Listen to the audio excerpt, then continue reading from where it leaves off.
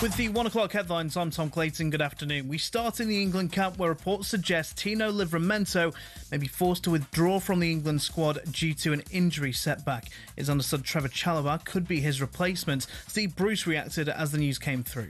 I would presume that's something that's happened in training or what have you. Devastating for him in particular, and for England because he's one of our only recognised right backs, really, isn't he? Or even he could even go at left back as well. This, as we understand, all of Bellingham, Stones and Gordon will start against Croatia tomorrow, but Thomas Tuchel's yet to make a decision on Bukayo Saka. Remember, the match will be live on talkSPORT tomorrow night. Meanwhile, the FA's chief exec says Thomas Tuchel's contract extension before the World Cup removes distractions during the tournament. Mark Williams says stability is important ahead of a home tournament in 2 years' time.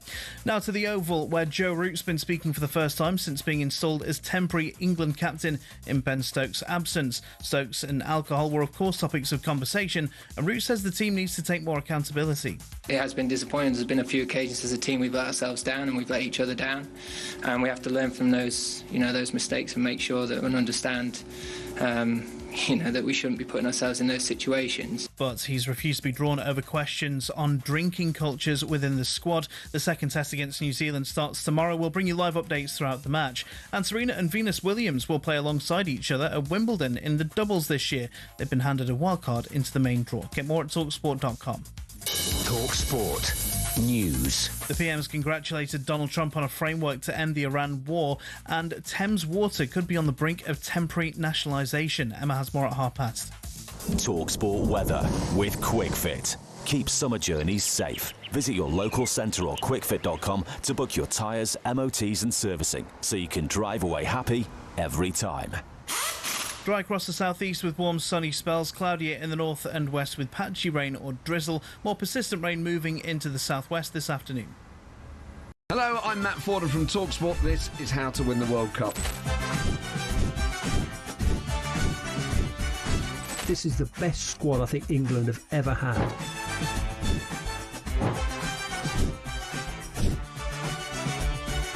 He used to love America, now he doesn't. It's very sad. It was so important to succeed because of all the pressure we received. Don't jump for this one, I'm going to knock his head off. Warning, this podcast does not guarantee England will actually win it.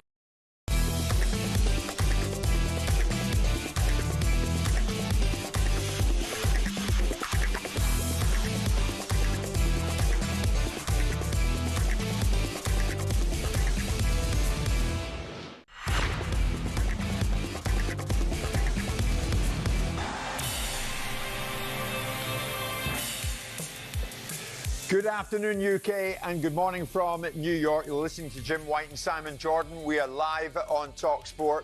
So, after claiming they are the most oppressed side in the tournament, can Iran legitimately argue for sporting integrity?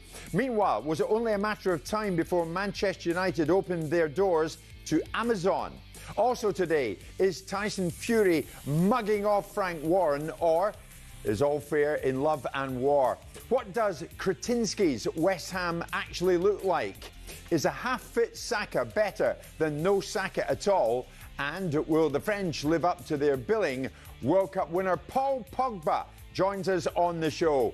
It's Jim White and it's Simon Jordan, and we're live on talkSPORT from New York City. Hey everybody, hi from New York. Another beautiful day here. It's going to go up to 25 degrees later on, and we are just loving it. Just the back of 1 o'clock with you back there in the UK. Now, I felt a bit guilty last night as I sat in that very nice Asian fusion restaurant in Soho near Simon's Hotel here in this great city. Guilty because I was stuffing my face. Now, so were you, but to be fair to you, you'd had some kind of workout on a treadmill in a gym, as you were telling everyone who wanted to listen in the restaurant. I was indeed, yes. Supreme athlete that I am. Yeah. I've got my gym head back on. So I've acclimatised now. I'm less of a miserable sod. The weather's gotten a little bit better, so I'm happier in my surroundings. But we've got a gym, so I ran 10Ks on Saturday in 52 minutes. Good old of that. Not bad for mid-50s guys, or late 50s. And I ran 8K yesterday. Listen, well done. Is this why you're in such a good mood? at this tournament? Because in Germany, I remember, what kind of Simon are we going to get today? You are constantly flying here. No, I'm all right. I mean, I was in a foul mood at the beginning because the weather was awful. It was like living in the sun. Right. You know, I literally saw someone bursting in flames in front of me. But it was making me unhappy. But now the weather's broken, it's a lot nicer, and we've got our strides, and we're in our strides. So, yeah, I'm all right. I'm quite happy. That is good. Good to hear. Spain, Cape Verde yesterday, Simon, it ended up goalless. I'm going to get into that in a bit more in a moment. Makes you guys' performance look like a world-beating one, doesn't it? Well, this is true. On the basis of that, you're going to win a World Cup. We get a first-day win. Spare a thought for this individual. I think it was over here. Someone put $1 million on Spain to beat Cape Verde, and they didn't do it. I'm assuming they can afford it. It would have paid out $1,085,000. Okay. But that's 1 million down the stank, as we would say. But I tell you what, Simon, something of a shock, as you might imagine. Spain held to a goalless draw, the European champions, of course. But do stories like that aid and abet the recent argument against expansion? Little Cape Verde, no chance. Really? 0-0, opening game. I think it's great. I think it seeds different conversations. You know, obviously Spain will look at the fact they had 23 shots on goal. They'll look at the fact that in most tournaments Spain start slowly. And if you've seen the last 4 or 5 tournaments, the Spanish, I think, have very rarely won their opening game. So it's not something that they're immune to. But it is a good story. It creates a good narrative. It creates conversation. It makes a case for the fact that the lesser teams can go in there, albeit park the bus and make it very difficult to play against, which is what Rodri was saying. It's very difficult to break teams down when all they do is defend. Oh, gee, wow, you know, only having the best players around might help you do that. Not having Lamine Yamal might have been a miss for them. Yeah. But notwithstanding that, you know, it is a good story. I think it makes good reading. I think it makes good copy. I think it's a great shot in the arm for the argument about expansion. I've been sat there ruminating about certain things about this World Cup and thinking about some of the things that the World Cup needs to do, like the hydration thing. I was thinking about that. We discussed hydration yesterday. And one of the things that we constantly complain about and talk about is what happens at a Summer World Cup. The players come out of their seasons knackered. They come out exhausted. So any aid that facilitates an outcome where the players can get a little bit of recuperation probably also is another value added. Yeah. So all these things are sort of orbiting my rather small Exactly. brain. It should be remembered, Simon, that Spain are slow starters. In Qatar, remember? Saudi Arabia, as you said. So you never know. They will start cranking it up. They'll be fine. But Cape Verde have had their moment. Maybe that was the moment. Interestingly, the Cape Verde goalkeeper, Vozinha, gained over 1 million new Instagram followers overnight as a result of that. So valuable. I mean, if Piers Morgan was on, and he will be a bit later on, he'll be going, 1 million new Instagram followers, that makes me a big shot. I know. Right. That gets him going, doesn't it? But listen, it's a day as a lion rather than a lifetime as a lamb, right? So yes. For Cape Verde. Oh, I like that. And that's early. We're only 8 minutes in. We're away. The entertainment aspect of the football industry. But that is not for everyone. Marcelo Bielsa, of course, the Uruguayan manager, said, I'm not a model. After refusing to comply in a World Cup photo shoot. If you're watching on YouTube, there is Marcelo staring down when he was at the photo shoot before the tournament got underway. That's when the players do their bit. You know, they shuffle about or get into some kind of a pose for the camera just to identify themselves. Marcelo wasn't having it. He stared at the floor. He says, I don't have to give any explanation. The picture was taken the way it was taken. I'm not a model. Do you know, I'm with him. I quite like that. Yeah, Could you have worked with him? Owner, manager? I don't know. I don't know his personality. I would assume that if he was winning games, most owners can work with people that win games. This is a man that sits on a bucket. So I really don't see why I couldn't look at a bloody camera. I mean, he's making a point, isn't he? He's making a point. Yeah. And he is a football manager, ostensibly a football manager, you know, not a fashion model. But it's not difficult to look at the camera. You can grimace if you want, but looking down is just a point that he's making a bit silly, not necessarily. Mind you, sometimes in pictures, there was a picture yesterday with you, me, and who was on with us yesterday? For God's sake, I've lost it. Troy. Troy Deeney. Mr. Magoo. And you're sitting in the middle. And I sent that to a few people last night, and you've got a face like Fizz. You said, so I'm stuck next to you. What do you expect? I mean, you could have smiled. Troy I'm for the stuck picture next with to the you. two of us. Yeah. Oh, well, you're a bit of a Bielsa yourself then. Here's the thing. Iran Iran played out a 2-2 draw with New Zealand, the lowest ranked team in the competition. But that's not the whole story. Post-match, the Iranian manager, Amir Galonoy, claimed that his side were the most oppressed at this World Cup, Simon, and I think he's got a point, revealing they were thrown out of the US immediately after the game. They weren't even able to undertake a recovery session. And they were told, get on your way, and headed back to Tijuana, Mexico, their training base, a day before they had intended to. Okay. The manager says afterwards, it seems like others are doing the planning for us. That's a hint at the US here, with decisions made elsewhere. Our team is the most oppressed in this World Cup. The federation is absent here. They don't even have their own federation here. Yes, listen, it's not ideal. But should that have affected the outcome in this game? I mean, yes, if they're playing a world-beating side or a side that's on an equal par with them, you can say that's a really unfair set of circumstances. Simon, if they're playing anybody. No, but let's have it right. In their favour is the fact they've got better players. So maybe the odds were slightly evened up a little bit. But as we saw with Troy talking about it yesterday, players staying in a different hotel in a different environment. Yes, the warm-down thing and those sort of things are not ideal. I understand that it's not ideal. But as we discussed yesterday, this is going to be the built-in excuse if they have a bad result. Oh, come on. It's not fair, Simon. Never mind ideal. It's not fair in them. It's not equitable. No one else is getting treated like this. It's not equitable. I hear you, right? And we know the reasons why, and whether we agree with them or not is a different discussion, right? But the bottom line is should they have been able to overcome New Zealand with all of that disadvantage? But that's not the point. Well, it is. It's not equitable. It's not fair on them. It is. Well, some could say that the quality of Iranian player and New Zealand having to play against a far better player is not equitable for New Zealand because New Zealand are far less capable of producing a side that's capable of performing against other sides. Simon, the Iranian media isn't even here. The manager was saying, our own media isn't here, our own management team aren't here. The Iranian media are not going to help them win football matches. I get that. So I hear the argument, I understand the argument, but I think realistically speaking, we'd hear less of it if his team hadn't drawn against New Zealand. Would we? Yes, of course we would. He would have been less vociferous because he'd have less of a reason to be so. The fact is like every football manager, if the wind blows from the west and it's not in their particular favour, it's a reason why they haven't done well in the game. I take all the points. If your landscape is this, and I always believe in solutions. If you know that you've got a troubled horizon in front of you, you prepare for the worst case scenario, not the best. You prepare for the eventualities in front of you, and you know that it's not equitable, and you know that it's a challenge, but you overcome adversity. In this instance, Iran should have had enough ability to be able to overcome New Zealand. Put all the background noise behind you and say, yeah, that's not nice, it's not fair. We know why it's here, we know the circumstances. But having Iranian media, having Iranian officials is not going to help the players on the field win the football Simon, match. This goes to the very heart of sporting integrity. Well, this is what this entire tournament is meant to be about.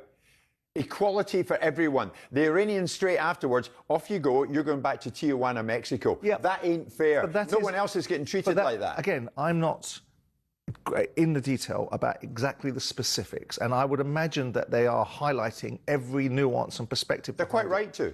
And maybe they are, but we know we live in this world on a day-to-day basis. We know that football people will use every reason to explain their own shortcomings. This is different. The shortcomings in this game, yes, it's not ideal, but let's have it right. The shortcomings that they had in this game should have been not sufficient to overcome the New Zealanders. On the playing side of it, maybe. No excuse. And of course, what do you know? Our excuse. friend at the top of FIFA, Gianni Infantino, wasted no time whatsoever getting in that Iranian dressing room afterwards to say, you've all done very well. This is Gianni. Tonight was a tough game. With a bit more luck, you win. But you showed to your families, to your friends, to your people, to the world that you are in the World Cup, that you perform, and you have 2 more games to go. And in these 2 games that you have to go, you will make, again, everyone in the world proud of what you do. I know what you go through. I understand. But you are stronger than everything. And you send a strong message to the entire world. Like tonight, you united the whole stadium here behind you, behind Team Melli. You are showing to the world and sending such a strong message. So thank you very much. Oh, wow. I bet you that picked them up. And straight Indeed. after it, now off you go to Tijuana, Mexico. What a load of meaningless virtue signalling tripe. If you wanted to have done something, if you really wanted to have done something, first of all, no one's interested in hearing from you. The player's not interested in hearing from you. You're not a relatable figure. You're no one of any relevance to them. What you needed to have done was equalise the landscape. If you feel so invested and involved, and it was so necessary to give your little TED talk or pep talk or whatever the bleeding hell it was to the Iranian players, who probably half of them couldn't understand it, then you should have done something more meaningful. So I don't know what that's about. That's about Gianni Infantino. That's about him creating the optics of he's a very invested football person that understands all the challenges and the vagaries and peculiarities, and he is doing the very best from the position of FIFA. And whilst FIFA cannot overcome this awful monster that is the American government and Donald Trump, they are in your corner, unless, of course, it is anything meaningful. And we'll come down and have a little chat with you and tell you how wonderful you are again. Yeah. And really and truly, you did perform in a football match, but you were garbage, and you played against one of the worst teams in the tournament and couldn't produce a result. And no doubt after this little chat we have, you're going to go out and whine about the fact that you are able to warm down for 5 minutes. Well, and most of the players probably didn't want to warm down anyway. Oliver Brown in the Telegraph. As soon as Iran's place in North America was confirmed, it was incumbent on FIFA to clarify that the 3 host nations would guarantee every team and official unrestricted access. He's right, isn't he? That includes Iran. Well, he's right to the extreme. He's right when you take it to the perfect utopian world. In an ideal world, everything is as it could and should be. In the real world, and not in the sort of world that people want to operate in, where they suggest we should have this, we should have that, we should have the other, there are challenges. There are legitimate challenges. And football cannot supersede those challenges. Whether we think it could and should and would and does and doesn't, it can't. Okay. And so with that in mind, there does have to be a reaction to certain circumstances surrounding a team whose country you have been at war with. Yeah. Yeah. I mean, let's pack it in and stop the ideal utopian world of being able to write content that fills our editor's space and makes us all look very good about what we could and should have in the world, and look at it through the prism of, OK, what do you do then? You've got a country you're at war with. There's potential challenges as a result of it. There's potential issues off the field. What is the best way to handle it? Oh, let their media come in. Let the representatives of the IRGC come in. Let all the people that are associated with the wrong people come in. They're not at war with the football team, are they? No, but so the Iranian football team should be treated differently while they're here. But unfortunately, we should be treated with real respect. Unfortunately, the very same media, with respect, that are writing these articles about the utopian world that we should live in are the very same media that ramp up the temperature, ramp up the circumstances, so that everyone reacts in a way and creates a situation where you've got American Iranians or Iranians full stop that may react in a certain way, Americans might react in a certain way. Okay. And at the end of the day, the overriding safety of everybody, the tournament, is greater than the individual requirements of one team. OK, all very serious. It won't be like this all the time throughout the next 3 hours, I can assure you. Incidentally, coming next, and quite an interesting yarn, is it not? Manchester United saying to Amazon Prime, come on in. We'll get to that. We're live from New York on this beautiful Tuesday morning.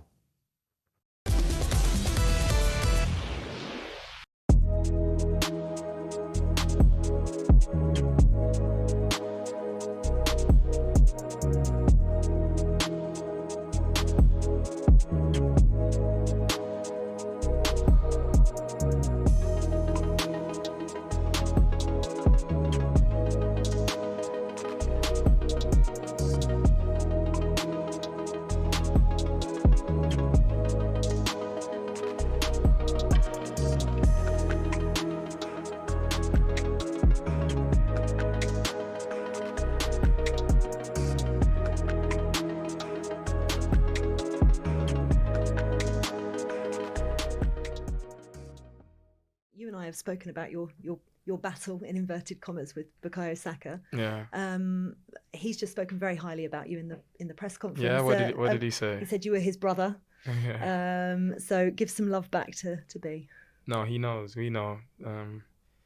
Everyone talks about rivalry and stuff, but if you see us, you wouldn't think that. Of course, we're competitors at heart for sure, and we play in the same position for club and country. So there's that natural competition, but it's not rivalry for sure. We know we're pulling in the same direction. We know we both have parts to play for club and for country. So whenever he's playing, I want him to do the best he can, because he's an amazing player and it's going to help us win, and I'm sure he thinks the same. So that's really it. It seems to be a bit of a theme, actually. Thomas Tuchel has almost created he's been very clear in everybody's roles, 2 players for each position and then, elsewhere, and that you're close, the people that you're... What does that do and how does it help? Yeah, I think it's great, to be honest. And I feel like also we have such an amazing team where everybody knows how good they are. So it's like, it's not that you're going to be on the bench and you're rubbish. It might be that opponent, that team suits one player better, or someone's in form, and but like if you look at the last game, how the subs came on and won the game for us so easily. That's the strength and depth we have, and it's gonna be crucial for this tournament. You impressed as well against Costa Rica. It was great seeing you back out there. Yeah. We've spoken previously about wanting to score more goals. Yeah. Is that the main part of your game that you're working on, is being more clinical? Yeah, definitely. I want to be more ruthless. I feel like to go to that level where I'm one of the best wingers in the world, I need to be. I need to score more, need to assist more. But besides that, I feel like I do so much for the team. Hello, I'm Matt Forden from talkSPORT. This is How to Win the World Cup. This is the best squad I think England have ever had.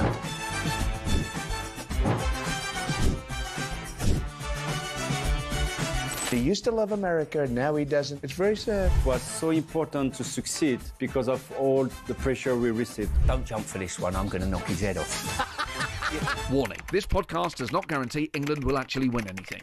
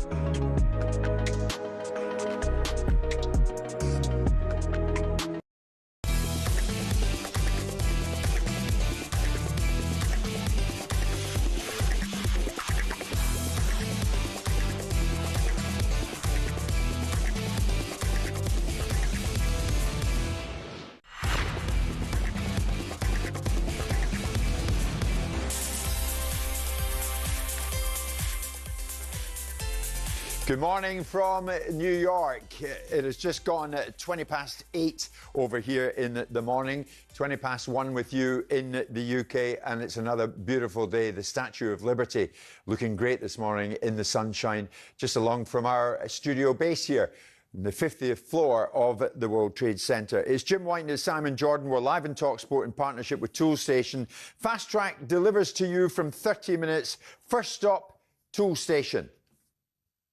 And of course, we're keeping across everything that's going on back in the UK. And this certainly caught our eye out here. Hence, Simon and I will throw it around for the next few minutes or so. Manchester United are set to receive in excess of £10 million, Simon, after agreeing a deal with Amazon Prime to document Michael Carrick's inaugural season as head coach. The club will become the latest top-flight side to provide behind-the-scenes access for the All or Nothing documentary series. So what happens in this instance is that the club, from start to finish in a season, open its door to Amazon Prime and they film virtually what they like. And that makes us cast our mind back to when Arsenal did it. And Mikel Arteta was front and centre of the coverage of that, especially when he described the moment that he decided, Aubameyang, yeah, you're no longer my captain. Do you remember it? Okay, I have to announce you something. Following the last disciplinary issue that we had with Oba and the consequences that I decided to take not to involve him in the game, I thought carefully, myself and the club, what was the next step. And we have decided as a club that he is no longer our captain. So you should know that. The other decision is that for now, he's not involved in the squad. So that was sent shivers down my spine. Come on, that was Arteta way back when, wasn't it?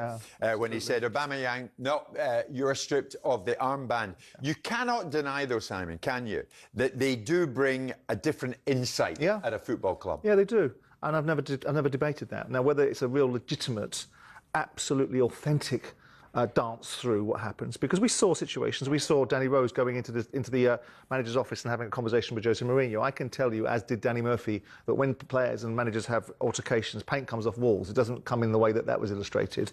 So I think what you get in that situation, Arteta was a master in engineering, orchestrating a set of content that suited him wonderfully, because he came out of it with a very different perspective. The fact that he dealt with Aubameyang, and listen, when you deal with players that have stepped across the line, it's a far more robust way of that. When players are half asleep listening to that, there was no great big drum roll and dun dun dun dun. Aubameyang's not playing anymore, but because it's something that we've always had a view on in terms of everything is sacrosanct, everything is behind a wall. You mustn't go in the dressing room. There's so much in the dressing room. There's nothing going on in the dressing room. Most of the time, it's a load of old nonsense in the dressing room. So you're breaking down barriers, and people are seeing things for the first time, and they're seeing it differently. Which is good. And I have no issue with that. But if you're asking me, do I believe it's steeped in authenticity? Do I believe it's part of an entertainment package that looks like it's showing something, but really is only showing what it really wants? Are Man United going to really take him in the boardroom? Take him in the boardroom and let the directors talk about the players the way the directors often do. Let him talk about how they deal with agents. Let them talk that would be good. But they won't. That's my point. So what you're seeing is a synthesised version of things, and you're getting more insight than you had before, and I have no issue with it. And actually, I see the merits of it. If someone's going to give you 10 million quid for old rope, then let them have it. Because you're in an entertainment business. Show the world what you want them to see most of the time. I guarantee you're not going to see too many things in that create a situation where you go, well, that's bleeding chaos. Those guys couldn't find their backsides with both hands in a funnel. You're not going to see any of that. You'll just see a sort of, it's a bit like a chairman going down the training ground, a bit like the king, and then always smelling new paint. Is this how it always is? Yes, chairman. Walk round the corner, they're pulling a nasty sign behind your back. No, but having said all that, in your day, you would have been perfect for it.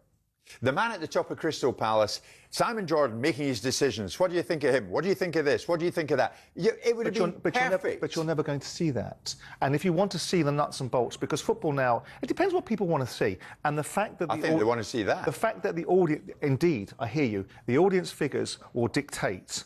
And I think one of the best ones was Drive to Survive, which was the F1 one, where it showed you a far more visible side of things. And because you're seeing, when you hear things, like in F1, we're hearing the communication from the pits to the drivers, and you can hear the language and the arguments going on, and you get no sanitisation there. Right. In football, it's different. But as far as the public are concerned, they'll keep on making these things if people keep on watching them. Well, interestingly, Simon, Ruben Amorim said no thanks to Amazon Prime when they came calling.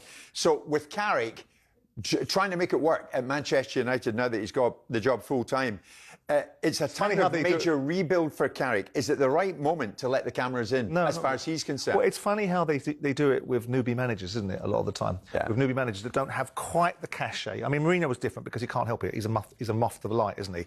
But you've got situations where Arteta was a young manager. And to some extent, he was happy to see himself elevated into a position of authoritarian, because out of that came the backdrop of the board backing him to get rid of Aubameyang, and all of a sudden he was elevated. Carrick would be better served learning his trade, because he's got a difficult season in front of him. Forget whatever he had last year and how he carried the torch and how the players wanted to play for him, because Amorim was such a nightmare. Now he's got the real opportunity to be a Man United manager, and he's going to do it, to some extent, in the full glare. Well, he is. That's why it's going to be sanitised. Because they're letting them in. It's going to be reduced into a compartment package that suits Man United. They are not going to give, as you described, Amazon carte blanche. Go ahead, film a player on a toilet, do what you want. They're not going to do it. Filming by Prime Video will begin this summer, with All or Nothing Manchester United launching in the summer of 2027 in 240 countries. That's why they're doing it. And they get 10 million richer in the process. That is then, this is now. And coming up right now, talking about moths to the light, Piers Morgan will join us live in the show. Stay with us.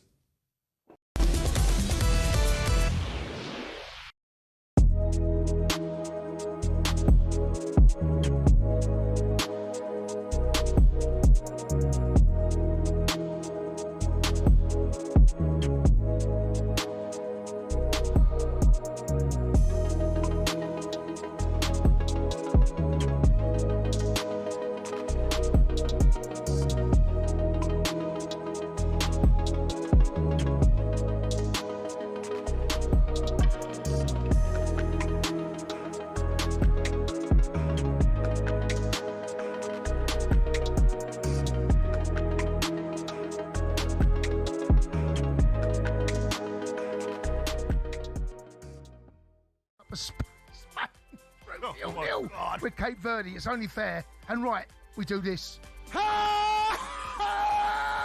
¿Alguien ha visto a España? Paella. ¿Puedes oírme, paella? Siempre eres tú. Menuda paliza. Ni cucaracha. Estrella. Chorizo. Chorizo. ¿Puedes oírme, chorizo? Siempre eres tú. Menuda paliza. Siesta. Tiki-taka. Taka, tiki-taka. Tiki-taka, tiki. ¿Puedes oírme? Tiki-tiki. Siempre eres tú. Menuda paliza. La Liga. Tumbonas. Benidorm. Pablo Picasso. Sangría. Islas Canarias, Santiago Bernabéu, Rafael Nadal, Málaga, Penélope Cruz, El Clásico, ¿puedes oírme? El Clásico, ¿puedes oírme? España, siempre eres tú, menuda humildad.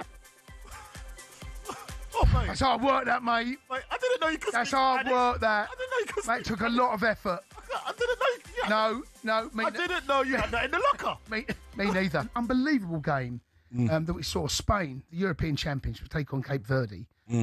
In a game where I thought Cape Verde absolutely deserved a point out of that. And you know what football's like?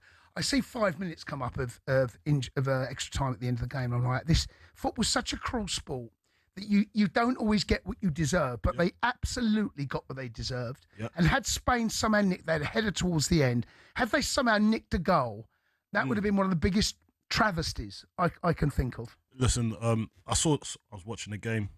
And I was looking at it, I was thinking, damn, I couldn't see a way, because you know what it is? It's the low block that you can't unlock it no more, because people are defending so well, teams are defending so well.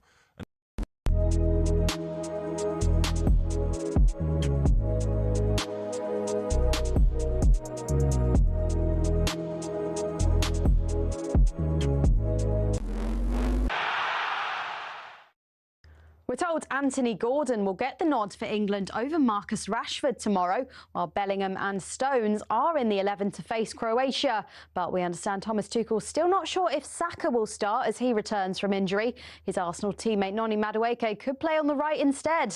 I don't really focus on those type of things, whether I'm starting or whether I'm coming on. I feel like that's wasted energy. I just try and make sure I'm in my right mind frame to affect the game. Meanwhile, Iran's turbulent start to the World Cup continues. Their manager claims the team has been forced to return to Mexico before having time to recover from their draw with New Zealand. Here is Iran striker Mehdi Taremi. We doesn't have any communication with the FIFA and for the players. Our analyzer, for example, have to come here doing the job of the media. Everything is like disaster.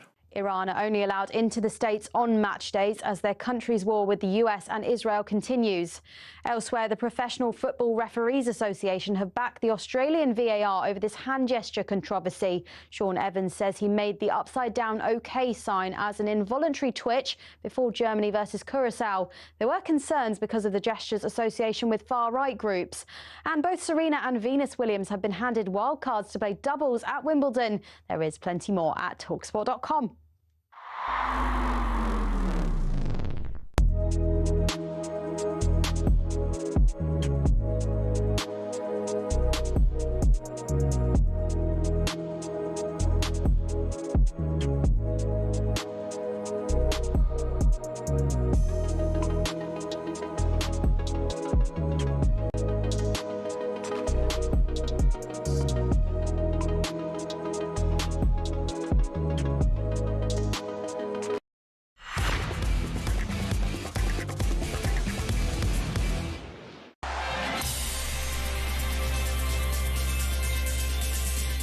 It has just gone 1:30 back home in the UK, 8:30 in the morning with us here in the United States, New York, bathed in sunshine, as it always is at this time of the year. It's going to go up to about 25 degrees later on today, not quite in the early 30s, which left us sweltering yesterday, but beautiful nonetheless. The 2026 World Cup so far, is it living up to its billing on and off the pitch?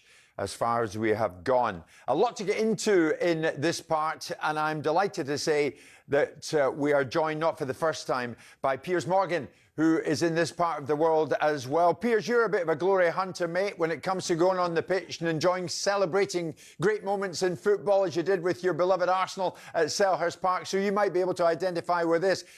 Piers, good morning anyway. How do I find you? Well, you find me on location in a five-star hotel. So rather like you guys, it's a bit pointless, but we're here, aren't we? No, look, it was interesting you mentioned the full kit scenario because, of course, on my new show, World Cup Uncensored, which I do with Mr. Jordan and John Terry, yesterday we did confront John Terry for the episode that's just dropped, actually, just now, about the fact that he was the original and is the greatest full kit bleep. And my intention, I think I said this on talkSPORT, was that had Arsenal won the Champions League, I was going to go full John Terry stroke Salt Bay and invade the pitch in full Arsenal script and grab the Champions League trophy off Martin Odegaard. So you've all been spared a very ignominious vignette. Well, the reason I bring it up, Piers, is, of course, as you will probably know, Donald Trump has been given license to join the World Cup winners in their trophy lift, just as he did, as you remember, at the Club World Cup. The US president has already been told by FIFA, we want you, President Trump, to hand over the trophy to the eventual champions. I mean, I wonder, what does that look like as far as you're concerned? Is it right and proper that Trump, of all people, should be right in the middle of it all come the trophy lift? I think it would be hugely popular if England were to win the trophy, if Trump wrestled the World Cup off Harry Kane and began to do a little conga. I think everyone in Britain would share my view that that would be absolutely magnificent. No, I think it's got the potential to be quite embarrassing, but I think that Trump is quite savvy about the reaction to what happened with the World Club Championship. If he's not, his son Barron is, because his son Barron loves football, loves our football. He's actually an Arsenal fan. And I think he will probably have a quiet word with the old man and say, look, Dad, it should you get the trophy anywhere near you, don't try and grab it. Well, as you know, Simon, who's right beside me here, always says politicians should stay out of football. So, Simon, why should they make an exception for the president? Because you have to manage this man. Whether you disagree with his principles or you agree with them, it's kind of irrelevant. In my ideal world, would have politicians nowhere near sports. So when the German politicians yesterday were saying they weren't going to come because they disagree with certain aspects of Trump's outlook, I said, hallelujah, more of that. The situation with Trump has a relatively unique feel about it because Trump is such an omnipotent character that it does add to the argument. But if I had my ideal world, I would be saying Trump nowhere near it. In terms of being on the pitch, dealing with the trophy, that's someone else's responsibility, and it steers into the narrative that I always underpin my arguments with. Keep these politicians away from leveraging sports. Whoever it may be. So I can't have it both ways. I can't say, well, you know, I've got no problem with Trump, full stop. I recognise the fact that he's probably the most powerful man in the world and he is, to some extent, omnipotent in whatever he does. But, you know, I don't want politicians near sport. So I'm going to stay with my original argument. Go on, Piers. I have two words. Tell me. Nelson Mandela. When South Africa won the Rugby World Cup, we all remember the amazing scenes afterwards. And you may remember the South African captain, Francois Pienaar, clutching the World Cup with Nelson Mandela. I don't remember anyone being annoyed about that. So should America, for example, win the World Cup? And it's not looking quite as unlikely as it was maybe 2 weeks ago, because I thought they were brilliant the other day. Should the United States win, I don't think we have any right to complain. Should Trump share in the glory? But Trump, I mean, I think that's a good point. It's another team. I think it's a good point, Piers, but I think we can agree that whatever your view on Trump is, there is an element of division with Trump, and there will be people that are very much... With Nelson Mandela, I think the world united around what he represented. Exactly. Everybody took Mandela to their hearts, Piers. Well, hang on. That's true to a point, but remember that Nelson Mandela was designated a terrorist in the... Yeah, from the ANC, I understand, So he wasn't exactly non-divisive for a very long period of his life. So, look, I think all politicians are divisive to a degree. Yeah. By the time Mandela did what he did at the World Cup, obviously he was hugely popular around the world. But things change very quickly. So Piers, would you be in the camp of saying, despite what Barron may or may not whisper in his ear, despite the fact that whatever people think of Trump, he's a very bright man and he reads the room, hence the reason why he's the president, would you be in the camp of saying, well, actually, yeah, he could be involved in the awarding of the World Cup to the eventual winners? Would you be in that camp? Yeah, I just don't think...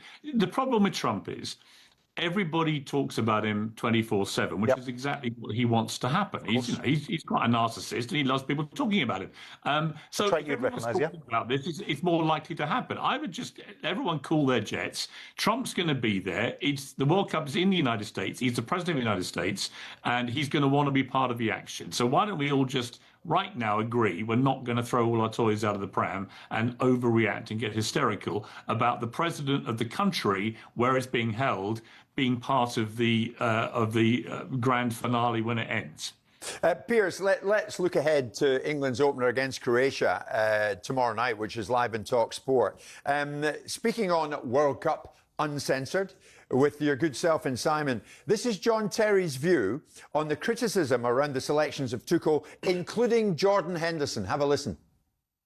People saying, look, if he's not going to play and he's just there to hold hands and tell people what they want to hear, why didn't you take, a Foden or a Palmer?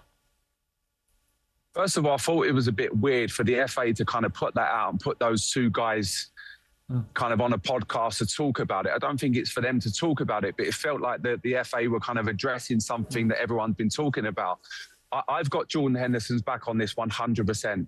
And I don't know Jordan too well, but how I've come across him and what I see from him, he's a top player, by the way. Let's not forget that. Now, is Jordan going to start? No, he's not. But I feel he plays a big part in this World Cup for us. Late in games with the experience he's got, the training sessions, I spoke about it as well. And I was disappointed in Tuchel's squad selection in not picking certain players, Maguire being one, Luke Shaw being another experienced player. You look at Stones coming in, no doubt, Stones plays the other night and he puts pressure on Tuchel because how well he plays and poses a doubt to the manager. And now possibly John Stones starts. There's other players in this group and I go, I'm not sure whether they do that. Jordan Henderson is 100% that player for us. Jordan Henderson, Simon, do you think he's going to play a massive part in this World Cup? Piers and I were trying to get underneath the bonnet of what John was saying and to work out why it is that we seem to need a peace envoy inside our camp to manage the mentality or the morale or the culture or the discipline of certain players. You don't seem to hear this, and maybe we're not paying attention to other teams, but we don't hear in the Spanish team or the French team, we brought this guy along because he's good with the other kids. They all play nicely when he's there. So I don't know what John's point was there, and I don't know if I concur with it, but he's been there, he's done it, he's played in World Cup teams, but no one has won. We're looking at Tuchel as an elite manager. On one hand, I think he makes the difference, so I have to go with Tuchel's expertise. So whilst I kind of go, and I think Piers might be in the same camp, he'll have his own view, that I want the best 26 players. The best 26 players to be able to come onto the field at any given time and change the direction of travel, whatever that direction of travel is. I think Simon's got to be right on that one, Piers, hasn't he? Well, yeah, although it's interesting that just before we started this segment, you played the clip from the Arsenal All or Nothing documentary where Arteta strips Aubameyang of the captaincy and ultimately forces him out of the club. I didn't agree with that at the time, but funny enough, when I watched the rest of that documentary series, I got into Arteta's head a lot more, and I really warmed to him. And by the end of it, I was a signed-up Arteta fan. And I think that Tuchel's from the same kind of mentality where team spirit, cohesion, harmony is as important to him in a tournament, which can be very grueling in tough conditions with a lot of the heat issues and so on. I think he wants a group of players who are going to gel as a unit, exactly as Arsenal have done under Arteta. And what was interesting to me with the argument John Terry put up was that he believes that Henderson is a really underrated football player. He thinks he's great as a player and a great guy to bring on when the heat's sapping our top players and you need someone who's going to put some yards in at the end. He's got a lot of experience, who knows about tournament football. So I was struck by that, is that Simon and I were taking the position that he's not good enough to be there. John Terry was absolutely adamant that from what he's seen, he would be better than we are, that he is. Yeah. Fair enough. Jordan Henderson, who turns 36 tomorrow. Now, Piers, England would love to get off to a winning start against Croatia, just as Scotland did against Haiti. And yet, are you as disparaging about the Scots as Mr. Jordan is? Well, I actually revealed on World Cup Uncensored a stunning fact, which is I had my DNA tested a few years ago for Good Morning Britain, and it revealed I have 0 English DNA. So despite being born in England, in Guildford in Surrey, I do not have any English DNA in my body, which might come as a welcome relief to your English listeners. But no, look, I think the thing is, I share the view of Scotland that they all share about England, which is not a single Scottish fan in the world, including you, Mr. White, if you're honest, actually ever wants anything to happen to England but a crushing, humiliating defeat. Well said, Piers. That is part of the England-Scotland banter. So in the same spirit, I obviously wish Scotland nothing but a ignominious, terrible tournament in which they lose every game 8-0. That's disgraceful. I'm surprised but at you. actually, You asked him. No, but actually, I think the thing about the Scots, which I love, and I love Scotland, is the fans have already, I think, won fans of the tournament. Yeah. I think they are the Tartan Army on their travels in their first World Cup in nearly 3 decades has been a fantastic. There you go. And so I think your fans are brilliant, Scots are brilliant, but I wish you nothing but ignominious failure, Jim, for the same reasons that, if you're honest, you want England to lose every game. Well, I mean, I'm not going to stand here, Piers, and say, oh, I hope England get thumped by Croatia. I hope they lose. But you do. I'm not going to stand there and say that. But that's what you're thinking. Well, not really. I mean, yes. To be quite honest, the tournament for my... No, hang on. Go on. Let's do a test. I want you to stare down the barrel of his camera and say, I want England to win the World Cup. Go on. I'm not going to say that. Exactly. I mean, how could I say that? Because I'll leave the studio here on the 50th floor of the World Trade Centre, and just as Simon has experienced in recent days, I'll walk into a bunch of Scots fans, and the first thing they'll say, I heard that. I heard what you said. Exactly. I heard that. That's my point. Yeah. Even if Scotland got knocked out, you would still want England to lose. You know that. It's a better story, as been here on talkSPORT duty while we're in the US, if England go deep. Isn't it? And I fully but it goes beyond that. But it goes beyond that, Jim. No one has an issue with people having a tribal rivalry. What you said, Piers, and pay attention to this, what he said in the 21 Euro Championship was, it'll be my worst day in my life if England win the European Championships. There is all that you need to know. All the veneer about these jocks down in London making money off the English pound, behind it is a motivation that we don't do well at anything. The English pound. We have our own Scottish pound, boy. Been devalued. We have it.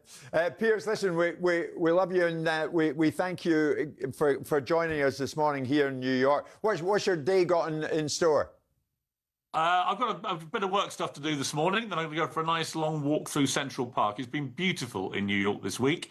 I think it's shaping up to be a fantastic tournament. I just think the logistics are so different to the Qatar one, where you could walk to all 7 stadiums there. Obviously, here it's massively more drawn out across 3 countries. But I've got to say, when you're in New York, the other night I was walking through Times Square, and the number of people out there in all their shirts, very peaceful. There's been a couple of scuffles I saw last night, but generally speaking, very peaceful. Lots of countries coming together, lots of units in the air. Yeah. I think so far, touch wood, is turning out, I think, to be already a very successful tournament, and I hope that continues. And I hope England get off to a flying start tomorrow, because I think Croatia is the toughest of the 3 games. Come on, boys, you can do this. Even if I have no English DNA, I feel English. Born in Guildford, want us to win. Bring it home, boys. Excellent. And you want to wish the Scots good luck on Friday against Morocco, Piers? I do, and I hope you only lose 8-0. Thank you very much indeed. I hope you bump into some of those fans who you described as the best fans at the tournament as soon as you leave wherever you are. I might have to revise my view if they hear that. But don't you worry. Oh, yeah, we all have to bend and flex at certain moments. Piers Morgan, thank you so much for joining us. We are live in talkSPORT from New York City. Another beautiful morning. It's coming up to 10 to 2 back home in the UK.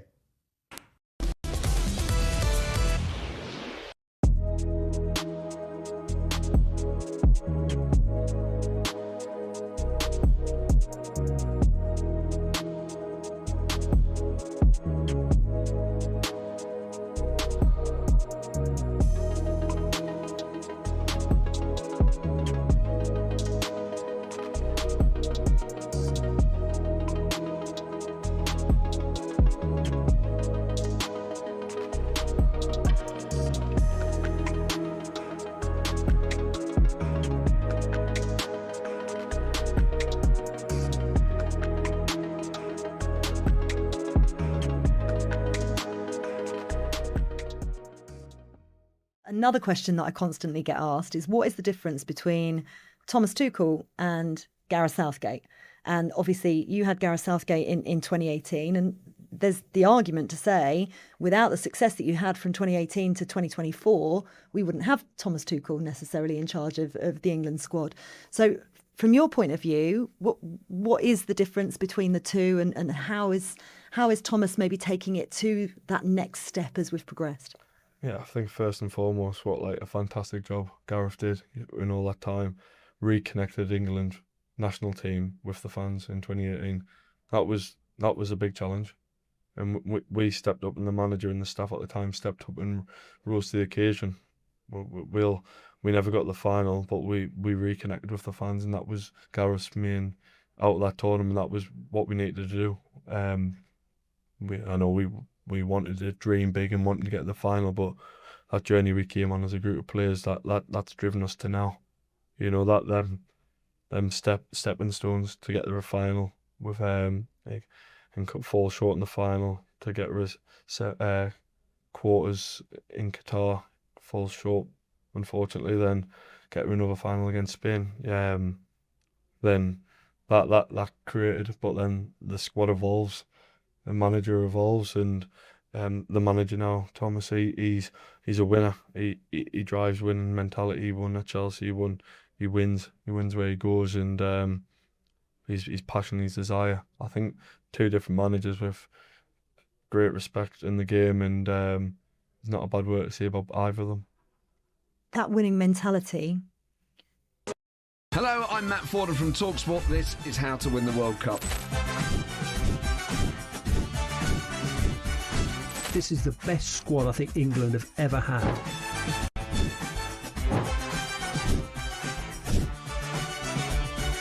He used to love America, now he doesn't. It's very sad. It was so important to succeed because of all the pressure we received. Don't jump for this one, I'm going to knock his head off. Warning, this podcast does not guarantee England will actually win anything.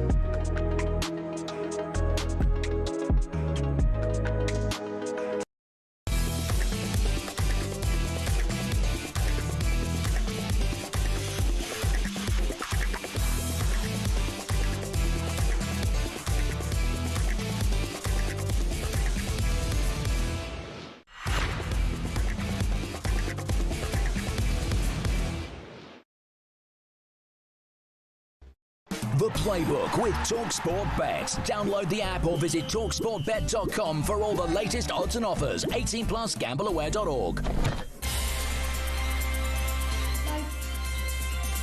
Here in New York, it's time to look ahead to the day ahead with talkSPORT Bet and their ambassador, Ryan Douglas.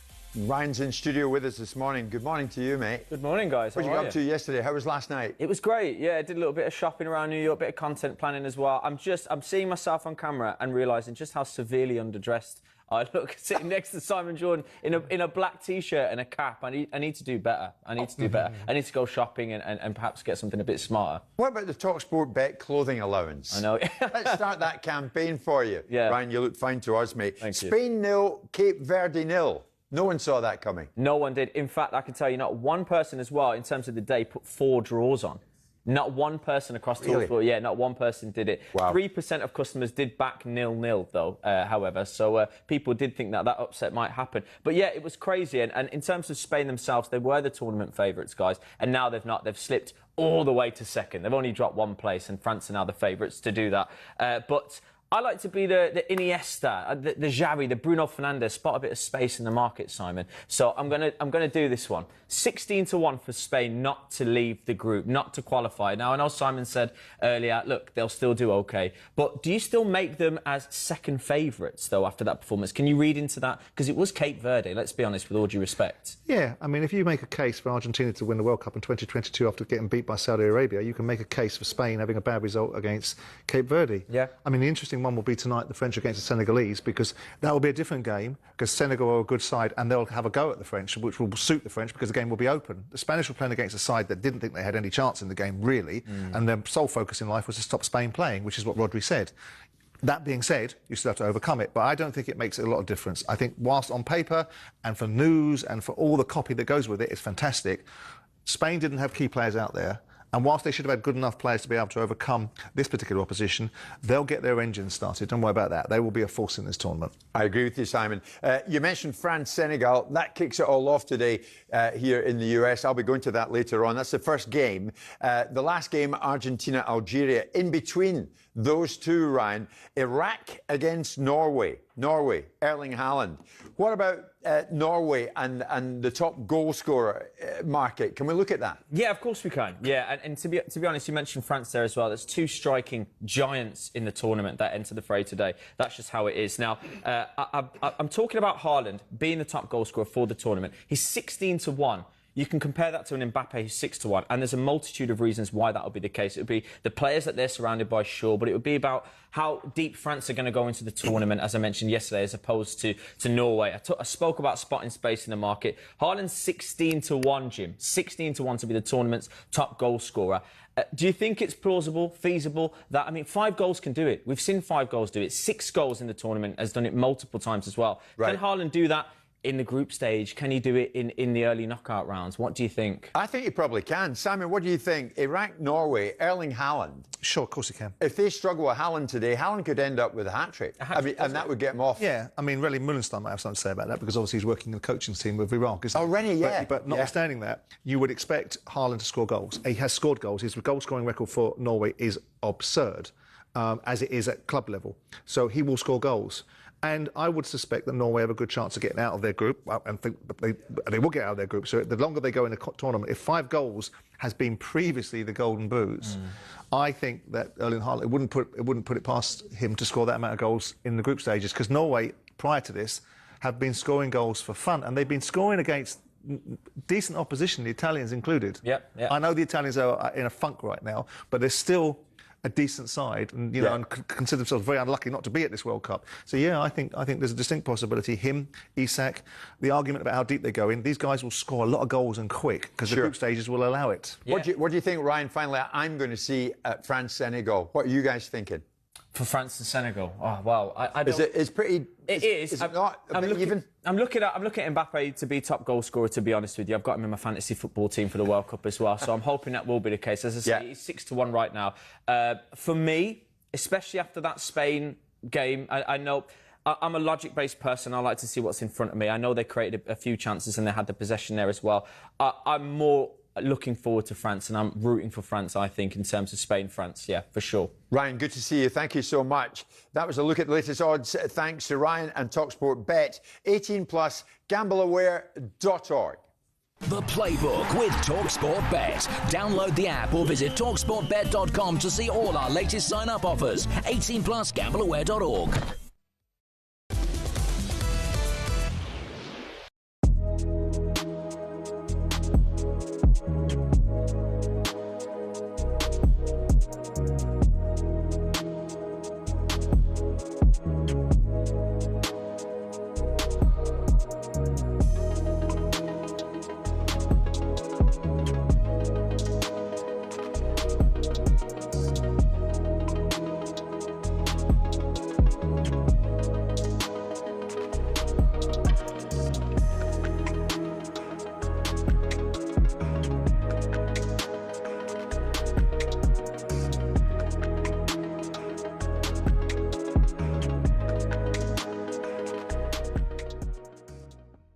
Let's go to Scott, who obviously is a Scotland fan. Hi, Scotty. Morning to you. Good morning, Scott.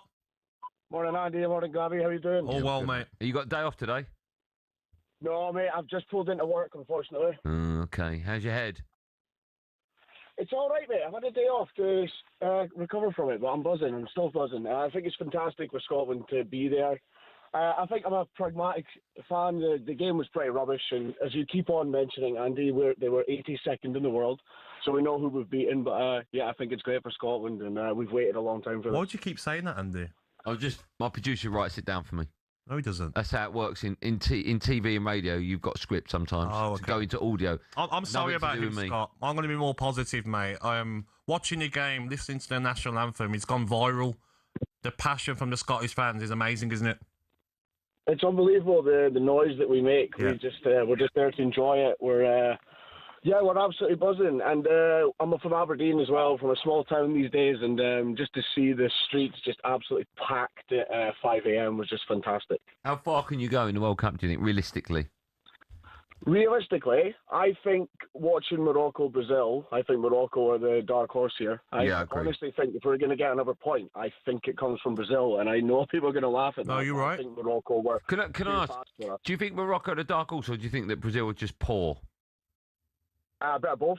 I Yeah. think Brazil are filled with unbelievable talent as usual, but I think in the England team that I grew up with in the mid-2000s, they were just filled with people like Gerrard, Lampard, etc., and they just don't know what to do with them as a unit. I think there's a lot of pressure on Brazil as well back home. There's so much pressure on them to win the World Cup. Yeah.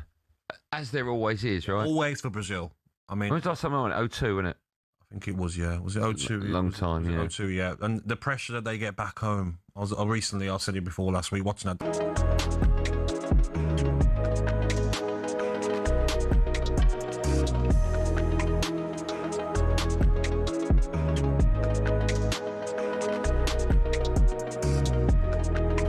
Talk Sport. With the headlines at 2 minutes past 2, I'm Tom Clayton. Good afternoon. It's being reported Tino Livramento will be the first casualty of the England camp this summer. The fullback supposedly had an injury setback and will be withdrawn from the squad. His replacement could be Trevor Chalobah. Meanwhile, we understand all of Bellingham, Gordon and Stones will start tomorrow night, but Thomas Tuchel's still undecided over Bukayo Saka. World Cup winner Emmanuel Petit says he should not be in that starting 11. I am a huge fan of Saka. But I have to be honest. And if I am one of his teammates, I won't understand it. And, we're not talking about Zidane or Messi, that kind of players, England v Croatia is live on talkSPORT tomorrow evening. Meanwhile, the FA's chief exec says Thomas Tuchel's contract extension before the World Cup removes distractions during the tournament. Mark Bullingham says stability is important ahead of a home tournament in 2 years' time. Also, Harry Maguire's revealed he was told he wouldn't be part of the England squad through a FaceTime call with Thomas Tuchel. Elsewhere, Joe Root has described Ben Stokes as talismanic as a player. Stokes has been dropped for the second test against New Zealand after the incident in a nightclub last week. Root's stepping in as skipper for the second test starting tomorrow. I'm sure he has the respect of everyone in our dressing room. He's been a phenomenal leader for for the last 4 years. I think the way he's captain's been brilliant. We've achieved some wonderful things as a team and as a group. Won a hell of a lot of test matches. And Ghana's government has filed a review for Canada's decision to block Thomas Partey from entry to the country. It's over the 33-year-old's ongoing proceedings in the UK. The case will be heard in a court this afternoon. Get more at talksport.com. talkSPORT News. Donald Trump says Iran will never have a nuclear weapon as part of the US's deal to end the war. And the man hoping to replace Keir Starmer has laid out his plans for Britain's future. Emma has more in half an hour. talkSPORT weather with QuickFit. With over 600 centres across the UK, most of which open 7 days a week, we're always there when you need us. QuickFit. Drive away happy every time. Dry across the southeast with warm, sunny spells. Cloudier in the north and west with patchy rain and drizzle, or persistent rain moving into the southwest this afternoon. Hello.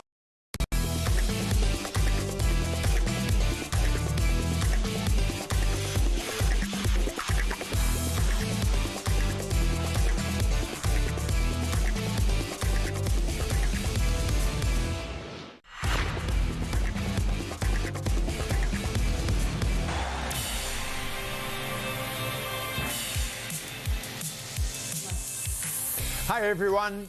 It is just gone 2 o'clock back home in the UK. Over here with us in the United States, in New York City. New York waking up and going to work just the back of 9 o'clock. In fact, New York wakens up about 5 in the morning, and they all seemingly go to work between 5 and 6. It is an incredible city, and this morning it's another beauty. It's going to go up to 25 degrees in this part of the world today. Not as hot as it's been, and a bit more bearable for us coming over from the UK. We are live in talkSPORT. We are live, of course, on YouTube, and you'll be treated throughout the morning, as you have been whilst we've been here, to some great shots of this wonderful city, Statue of Liberty out there behind me, and again, this city drenched in sunshine. Another lovely day and another great day of football, which kicks off with the French up against Senegal. In fact, talkSPORT morning editor Big Scott and myself will be heading off to that as soon as we are off air. It's live on talkSPORT. 8 p.m. for that one.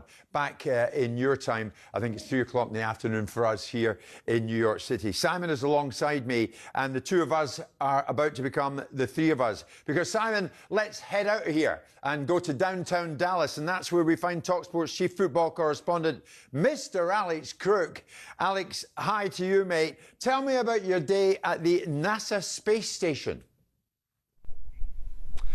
Yeah, good morning, boys. Looking great over there in the Big Apple. I've got to say, what a fantastic experience it was. What a welcome we got from the officials there. We got our own guided tour. We had a look at the spacecraft and got the opportunity to touch a piece of the moon, which was quite special. And we met a few people who were talkSPORT fans, and one guy in particular, Jim, who, as you know, was a massive fan of the man sitting next to you in that wonderful studio in New York.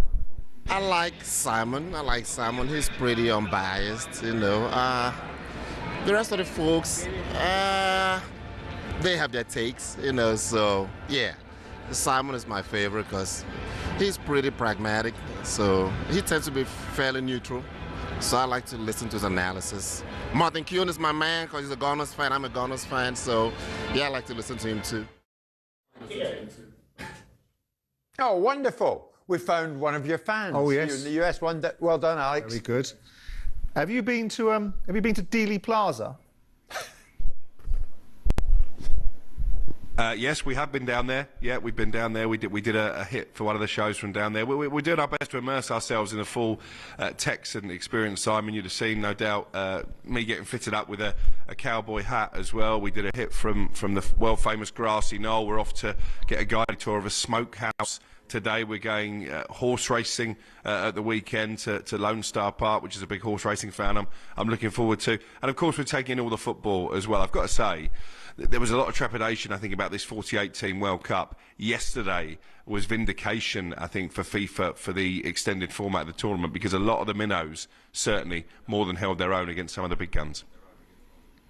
Oh, absolutely. I couldn't agree with you more, Alex. I saw some podcaster back in the UK saying some of the fare would get served up. Scotland, Haiti. What a dreadful game it was. We could have done without that. Really, Scotland top of the group. Take the change out of that. Here's the thing. News coming out of England this morning, and I think you can back this up. Trevor Chalobah, news on him. Tino Livramento, news on him. What have you got?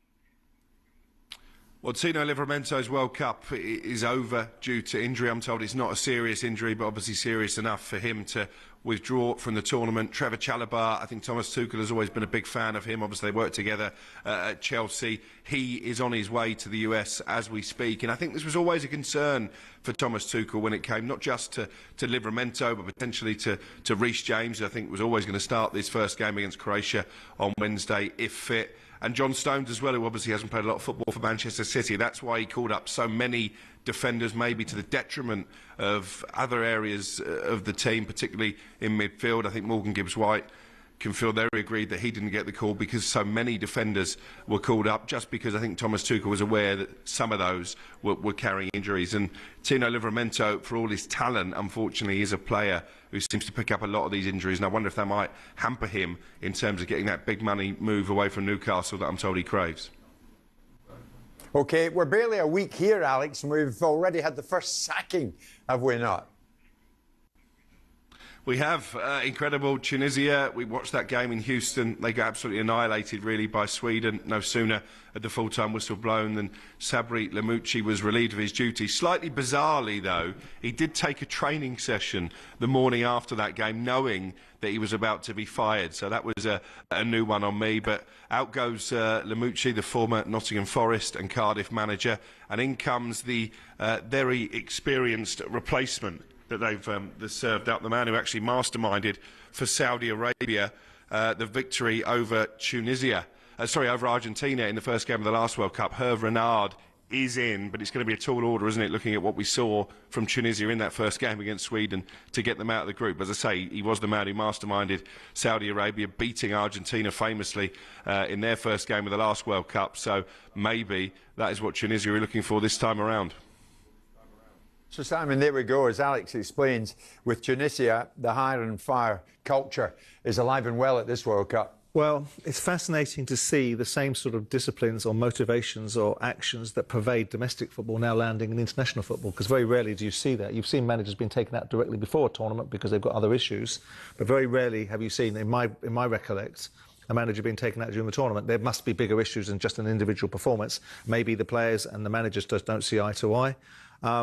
But again, this is football, this is the nature of the beast. They came here to get some sort of outcome. They obviously feel that the best way of achieving that is get rid of someone that's prepared them for the tournament, put them in the tournament, has worked with them for the tournament, and is now out of the door after one game of the tournament. Well, now, Alex, Russell Martin, he did it as a player with Rangers, but he couldn't do it as a manager and didn't last long there. And the same Russell Martin's been appointed at Leicester City, 3-year deal. Am I right? You are. That was confirmed officially yesterday. I got word over the weekend that this was going to happen. Russell Martin, as you say, very unhappy, disappointing experience for him at Rangers. Didn't end well at Southampton either, did it, with the way they were getting beaten in the Premier League. But I think Leicester fans should be optimistic, given his record in the EFL. He took Southampton from the Championship to the Premier League. As I say, it didn't work out well when they got there, but how much of that was down to Russell, how much of it was down to recruitment. The biggest issue he's got, and actually he did this quite well at Southampton, there's so much negativity that he's walking into at Leicester. The fans hate the owners, most of the players want to leave. Obviously they've suffered back-to-back relegations to the third tier. He needs to bring a winning culture back to that football club. And I say it's very similar to what he walked into at Southampton, and that turned out okay, at least initially. What do you make of it, Simon? What do I make of it? I think a part of the statement that Alex has just made, I think, is moderately outrageous, that the fans hate the owners, because you've got to take the good with the bad. This was a club that was funded by this man's father for a very long time, and they had wonderful times with it, and now they've hit a bad patch. And yes, there's questions to be answered, and yes, you should be accountable for it. But to suggest the fans loathe the owners, I think, is incredibly inappropriate. As far as Russell Martin's concerned, whilst the optics of it are, he's a League One manager. Russell Martin would... Hang on, here's Alex coming back in. On you go, Alex.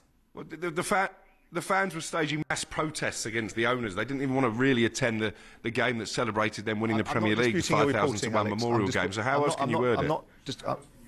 No, don't get all sensitive about what I said. I'm not disputing what you've reported. I'm disputing their right to have that view.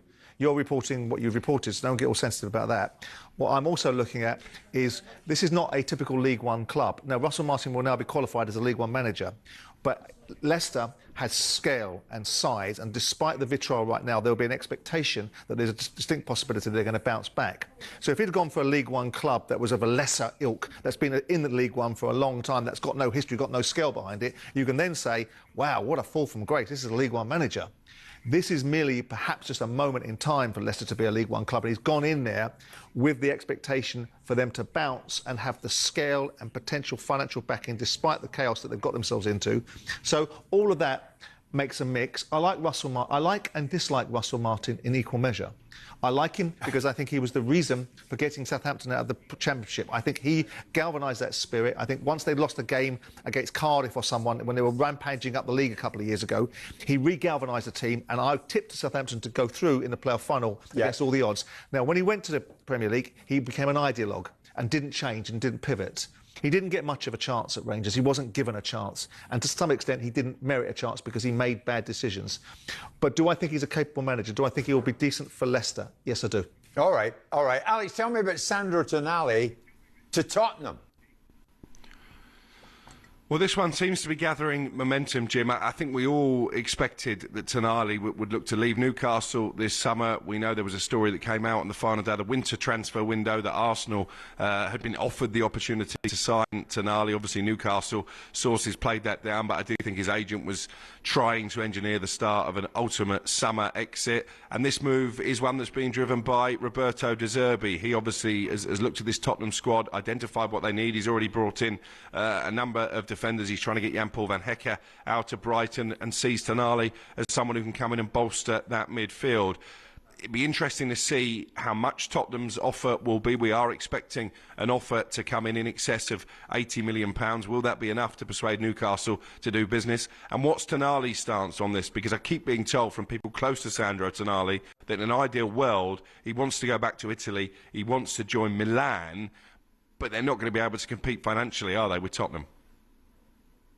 Okay. Interestingly, we hear Royal Mail owner Daniel Kretinsky is going to become the biggest West Ham shareholder after the family of David Gold has agreed to sell him an additional stake in the club. So, Alex, what might a Kretinsky-controlled West Ham actually look like? Well, this has been in the offing for some time. I think it's been accelerated by David Sullivan having to stand down in the wake of the allegations that have been made against him. And I think actually, for the first time in a while, and again, maybe Simon might have a different take on this when it comes to owners, West Ham fans can be positive about the future, because I think Kretinsky is a man who means business. It was his decision to stick by Nuno Espirito Santo when David Sullivan wanted to pull the trigger in the aftermath of relegation. Nuno, someone who knows his way around the Championship. The messaging coming out of West Ham is that obviously they're going to have to sell. Crescencio Somerville on the list of the likes of Manchester United and Paris Saint-Germain. I think he will go. Jean-Claire Todibo has made it pretty clear, as I understand it, he won't play for Nuno again after they fell out towards the end of the season. Good riddance, I think, will be the message from West Ham fans, because he's been a dreadful signing. But apart from that, there is optimism they can keep the squad together. And in particular, there's optimism that under Kretinsky, there's a chance that Jarrod Bowen may decide to stay and help get the club back up from the Championship to the Premier League. Alex, OK, I'll get into a bit more about West Ham with Simon in the fullness of time. Mr. Crook, just before you leave us, after you left the NASA space station yesterday, am I hearing right that you had a bit of a brush with the law? I did. I've got a nice little memento to take back to the UK in the form of a formal written warning. Now, I didn't know this was an offence over here, and in fact, speaking to the locals, I'm not sure it even is an offence.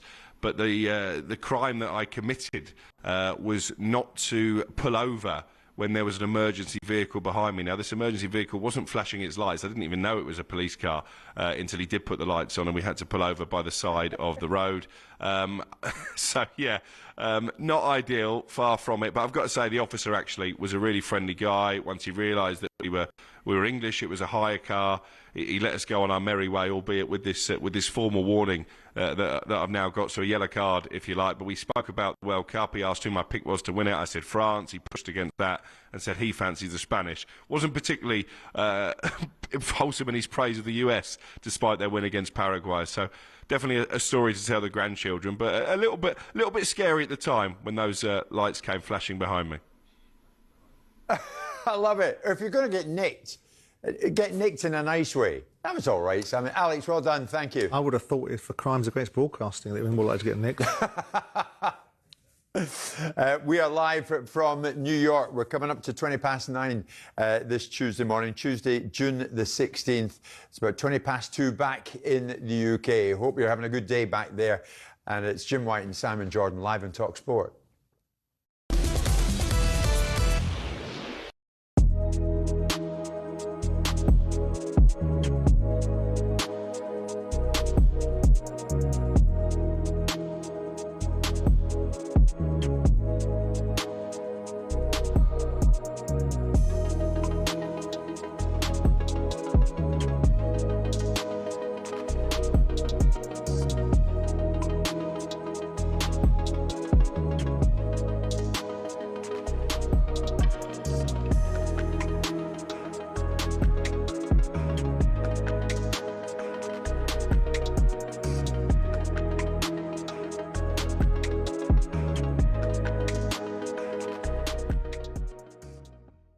My problem is I think I try and turn things into a roast on a roast. Like the Brits, I'm like, oh, this could be like a roast. And then I try to do roast jokes within the Brits. And then it's like, no, this is like primetime ITV. But it's a family audience. I thought your gags at the Brits were fantastic, right? But that is the most difficult gig, I think, for a comedian, because primarily people are going there to see the winners and hear music. And get drunk. And get incredibly drunk. Incredibly drunk. And also in such a big room that it's almost like, it's like whoever it is, not you, but it's almost like, can we get on with it so I can drink more alcohol? Exactly. And it's the weirdest show to do ever, because also you have this weird little grace period at the beginning where you come on and for 2 minutes you feel like, you know, you're the greatest showman and you're there and you've got all the eyes on you and they love you and it's amazing.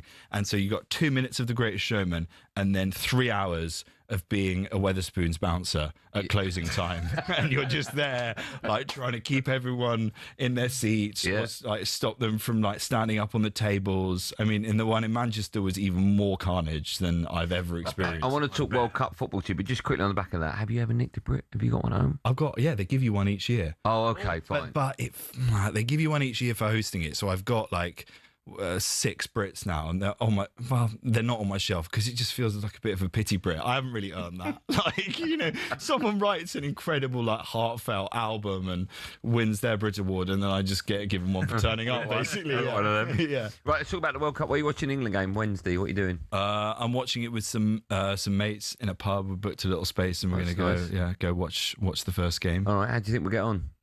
Yeah, I'm actually feeling quite optimistic now. Like, you know, that last warm-up game, I thought we looked pretty good, and I think Thomas Tuchel's a good tournament manager, and I feel like, you know, there's been a lot of chat about the squads.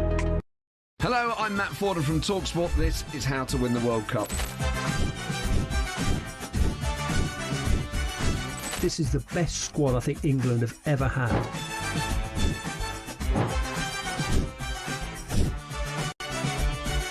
He used to love America, now he doesn't. It's very sad. It was so important to succeed because of all the pressure we received. Don't jump for this one, I'm going to knock his head off. Warning, this podcast does not guarantee England will actually win anything.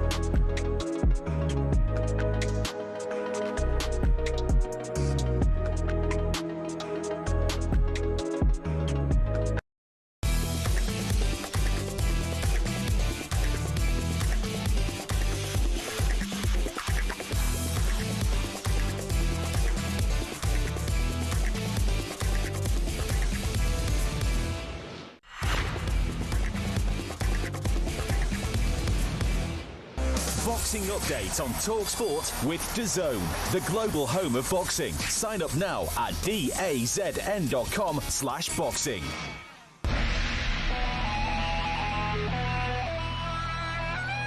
Here in New York, with the Statue of Liberty looking on, I can tell you a massive run of DAZN Saturday fight nights is coming your way. It all kicks off this weekend in Southampton as Ryan the Piranha Garner takes on Italy's Michael the Lone Wolf Magnesi with a world title shot on the line. Then on June 27, 2 princes collide in Brooklyn as Xander Zayas defends his world middleweight titles against Jaron Boots Ennis. What a fighter Boots Ennis is, Simon. Join DAZN Ultimate to watch Ryan Garner and get access to 12+ pay-per-view events every year, including Zayas versus Boots next weekend at no extra cost. Now then, here's a question for you in the world of boxing, and I think Simon can put some meat in the bones on this in a second. Is Tyson Fury really signing for Zuffa Boxing? Now, at the weekend's UFC event here in the US on the White House lawn, no less, Dana White of Zuffa, of course, seemed to tease an upcoming partnership. Have a listen. Yeah, I mean, for the last couple of weeks, I've been hearing from the media and other people that I'm not involved in the fight. I've been hearing that Tyson Fury couldn't get out of the country and couldn't get into the United States, and it just seems like everybody's always wrong. Does Tyson Fury's presence here confirm the fact that you've signed him? We'll make an announcement soon. So that's a yes, maybe? What's that? That's a yes, maybe? Listen, let me reiterate.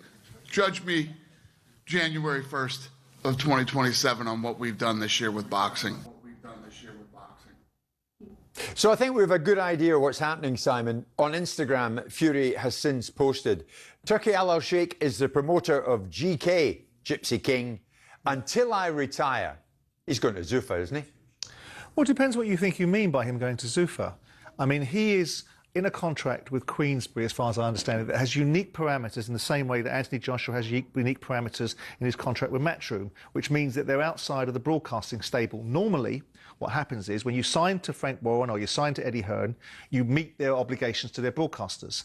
Both Tyson and Anthony have exceptions, which means they can fight in a different way. So they don't have to be part of an obligation that Queensberry has, or they're not obligated to Queensberry to feature on the broadcast of Queensberry's preference. So that means they go and negotiate. Now, everybody knows that Tyson Fury and Anthony Joshua have done a deal with Seller or Turki Al Sheikh about the funding and the parameters surrounding the fight that's imminent between these two guys. So where's the big reveal here? Dana is trying to trade in currency all the time. He's making a lot of noise about what he's doing and how it's going to be the best fighting the best, and we've seen none of that yet. He's making a lot of noise about changing the landscape of boxing by rebooting the Muhammad Ali Revival Act, or the Muhammad Ali Act, and turning it into a Revival Act, and dressing that up as some good thing for boxing, which it isn't. It's a good thing for Dana White. So with due respect, I don't expect it to be any particular difference. Frank and George have Tyson under contract with contractual obligations. They may not be the lead promoter. He may end up in Zuffa, but there'll still be a contractual relationship. I'm sure that George and Frank don't really want to talk too much about it because I think there's an ongoing legal battle with TKO and Turkey and possibly Dana. Not so much Dana because he's not involved in it, but if you remember, there was an argument about there was an expectation, an agreement, that if there was a new entity, which is what Zuffa has become, I think there was an expectation that Queensberry were going to be front and centre of it. And if you've seen previously that Frank has spoken about the fact that there's potentially a legal case going against the fact they've been excluded. So that's possibly why Queensberry ain't saying too much. But Tyson Fury landing in a different space with Zuffa, whatever that represents, I don't think compromises or necessarily conflicts him in his promotional relationship or management relationship with Frank and George Warren. But it's all that in spite of the fact that Frank has been saying that Dana White will not promote Fury Joshua. But Dana White isn't promoting Fury Joshua. Seller are. He'll be front and centre of it. No, but Seller are, which is Turki Al Sheikh. Now, Turki Al Sheikh is the financial capital behind Dana White. Dana White is his little boy running around doing his bidding, making lots of noise. But so he'll be front and centre of Fury Joshua. And that may well be the case. To be. But that may well be the case because Turki Al Sheikh's money has put them there. So Turki Al Sheikh and Seller are the ones. The Saudi Arabians have done this deal. We know they've done this deal. We know that they are the funder because both fighters have told us this. So that pushes Frank to one side? Well, it might push him to one side in terms of front of house stuff, but it won't push him to one side in terms of contractual obligations. So with that in mind, if you're Turki Al Sheikh, what are you going to do? Are you going to fund Tyson Fury and Anthony Joshua's grand jamboree so that we can all make a load of money for themselves, right, on this race to the bank, and not have it done in a way through a vehicle that you own? Of course you are. But it just seems unusual that Frank is still very much involved, is what you're telling me. Yes. And yet Dana White and Turkey will be in the limelight of it all. Well, there's two ways of looking at this. But the biggest fight possibly of all time. There's two ways of looking at this. Does Queensberry maintain its contractual rights to have some representation in and amongst this? And do they have some financial remuneration? I suspect the answer is yes. Now, we've already seen previous fights, because I wrote articles about it when the Saudi Arabians came into Wembley and dressed up Wembley Stadium in Saudi Arabian flags and played the national anthem. And an event that was in the UK that was promoted supposedly by leading promoters like Eddie Hearn, given the fact that Anthony Joshua was in the mix. So we know what this looks like. And of course people are making a lot of noise because Dana White is tub thumping. And Dana White is trying to create an impact because that's how he rolls. So what have we got here? Come the fight itself, are we going to see Frank Warren, Eddie Hearn and Dana White all in the one ring? I would imagine so. Really? Yeah, I would imagine so. And everybody's happy? Well, look, there are other issues in play here about ongoing relationships that we know what they are because they've been spoken about. And it's not my gift or responsibility to represent Frank Warren or George Warren and their ongoing arguments with Turki Al-Sheikh about obligations that they feel they may have to one another. No, I get that. But Tyson Fury is under contract, as far as I'm aware, to Frank and to George. The same thing applies, and people have got to get their heads around this if they want to, that Anthony Joshua and Tyson Fury have unique contractual deals, because normally what happens is a promoter has a relationship with a broadcaster, which means the fighters that are signed to the promoter have to appear under the auspices of that broadcaster. It doesn't work that way with Fury and Joshua. They are islands in their own right. Right. They've negotiated their own deal, and what happens with Frank and with George and with Eddie is they carry along and they stand behind them waiting for the finances to drop in their hands. Okay. With respect to them. You'll be talking about this in Talk Boxing probably later, right? Yeah, rehashing the same thing, I suspect. All right, you're listening to Jim White and Simon Jordan. We're coming to you live from New York. We're live on talkSPORT in partnership with Tool Station. First stop, Tool Station.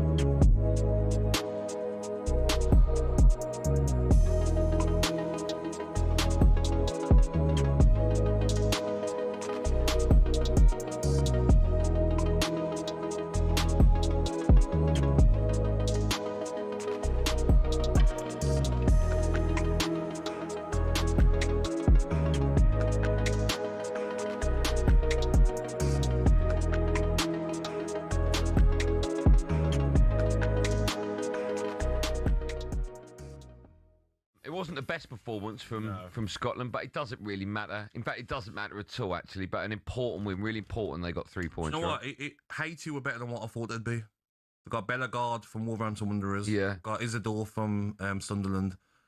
Obviously, the rest of the players don't play at the highest level, but they were better than what maybe people thought they would be. They're like a lot better than Curacao, a lot better than South Africa. Scotland did their job. They weren't great. John McGinn scores. That's 1 goal in a World Cup for a pub player.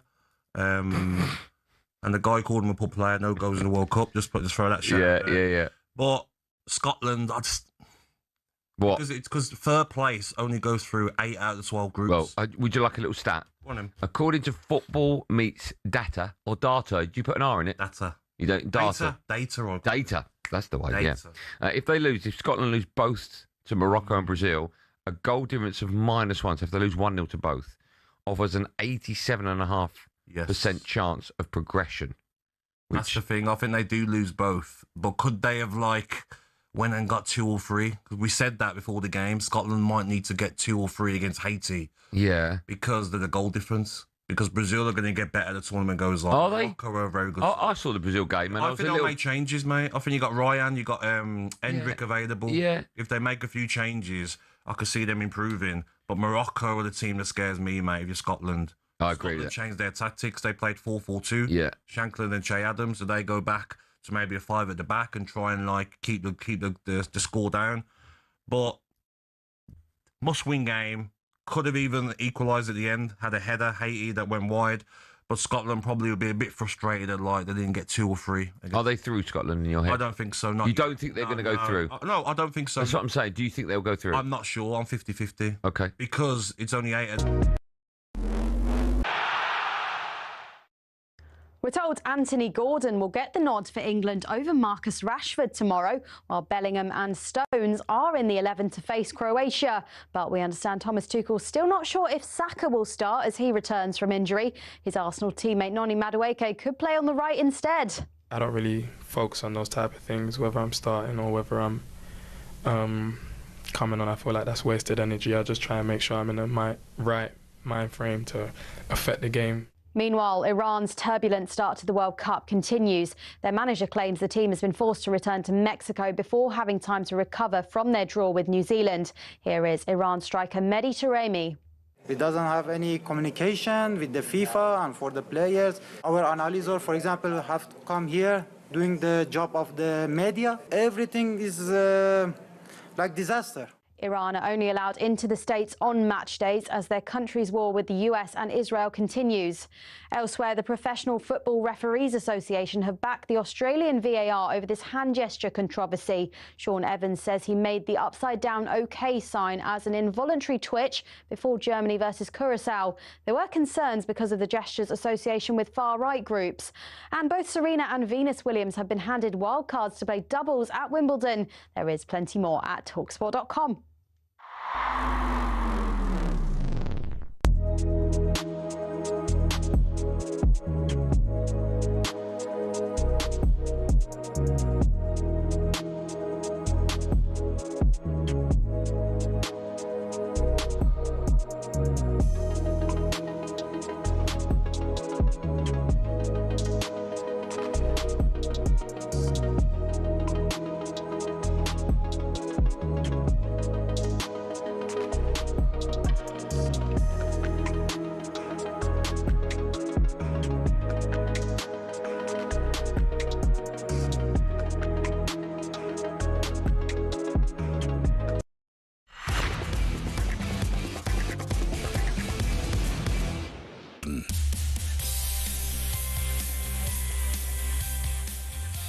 We're coming to you live from the 50th floor of the World Trade Center in New York. Another beautiful morning here. Later on today, France take on Senegal. I'll be going to that. Iraq, Norway, Argentina, Algeria. If I can get my words right.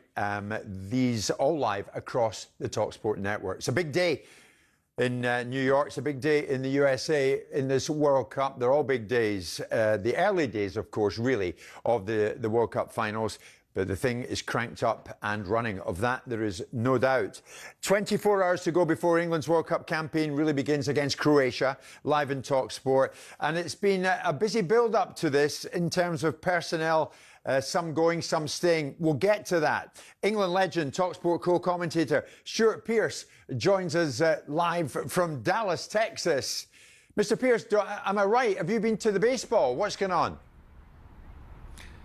We went to see Texas Rangers last night get beaten by Minnesota Twins, which was absolutely fantastic, I've got to say. Really enjoyable. An incredible stadium as well. They built a brand new stadium next to the old one, and the old one's still there and looks fantastic as well. But what a day. What an evening. How many RBIs did you see? I don't know what RBIs are, but if you're talking about home runs... expertise! Running batters in. So getting batters off bases all the way round. Yeah, to be fair, the bases were rarely filled, I've got to say. There was about three or four home runs in it, not too many, but they rarely filled. The fielding was the standout thing of the evening, I've got to say. Absolutely incredible. Pickups and throwing was amazing. I think our cricketers might learn a touch from what they saw last night. There you go, Stuart. Let him have his wee baseball moment there. RBIs. Do me a favour. Here's the thing. It's all about the big man. It's all about the big man. It always is. England. Livramento's gone. Trevor Chalobah has come in. Would that have been your course of action if you were Thomas Tuchel? Well, you look at the narrative that might be surrounding this. If he doesn't call someone up and says, I'll go with what I've got, the media would be straight on saying, well, what a indictment that is to Trent Alexander-Arnold. He would get wheeled out. So he's gone with Chalobah, a player he knows well from his Chelsea days, someone that he thinks fits into this sort of team ethic that he's drawn with the squad. Probably sensible. I don't think it's a like for like. Chalobah can play right back or left back, I'm sure, but not a natural in that position. So an interesting one, but I don't think he could have done nothing, because I think the story around not bringing a replacement in would have been too vocal and too distracting at this stage. So Chalobah, fantastic opportunity for him, but Livramento, a real blow for him. When you get to a World Cup and you get your feet on the ground as a player, to actually miss out at this stage is a real blow. Yeah, a feel for him. Here's a question, Stuart. Is a half-fit Bukayo Saka better than no Saka at all? Obviously, there are concerns that maybe he's not, at this particular time, maybe he hasn't got 90 minutes football in him. Saka actually addressed that at a news conference yesterday. Here he is. It's the biggest gamble, you know, especially if you're not feeling your sharpest. You know, you have the choice whether you don't play or you put yourself out there knowing that people are going to judge you the same, and at the end of the day, people don't really care how you're feeling. They expect you to deliver, they expect you to perform, and yeah, I'm happy to take that gamble, and it paid off, I'd say, and I'm going to continue doing that. But like I said, I'm feeling a lot better than I did in March, and I'm ready to go, so yeah, excited. I mean, Stuart, he has played one match of 90 minutes, just one, since March. So you begin to wonder, but it begs the question, I'll put it to you. Is a half-fit Saka better than no Saka? I think the answer to that is yes, with a proviso that hopefully day by day he's going to get fitter and fitter. He's contributed massively over the years and for this campaign to get us here at this tournament. So I can see why the gamble is being taken. Sometimes as well, it's a strange statement from Saka almost. If it was me, I would keep that fitness situation to myself. It's almost a statement saying, look, if I don't play well, I've got a ready-made excuse. I read into that a little bit. Maybe I'm a little bit hard-nosed, potentially. But I would have kept that to myself. Hopefully it's not a physical thing that's going to break him down, and it's just getting that fitness and getting that rhythm in his play. The beauty of it is Madueke is an adequate replacement, but certainly he's worth bringing, without a doubt. I mean, these kind of issues always seem to come up at a final, Simon. Sure, I'm with Stu. I'm surprised that he would feel the necessity to volunteer that information. It feels like insulation. Whilst I bow to Stu's greater knowledge, I don't think Madueke is half the player that Saka is. So if it's a matter of match fitness, which I suspect it probably is, then we can have two arguments. We can have a gruelling long season where Saka looks jaded because he's been amongst the war for the season to win the Premier League, or you can have a player that's going to gain some sharpness during the tournament in the group stages where England should be able to eliminate opposition and be fit for the big games where Saka's impact can change the direction of travel. So I don't think he needed to have said that. There must be some reason behind it, because I don't think it's a positive reinforcement of belief in himself or the selection.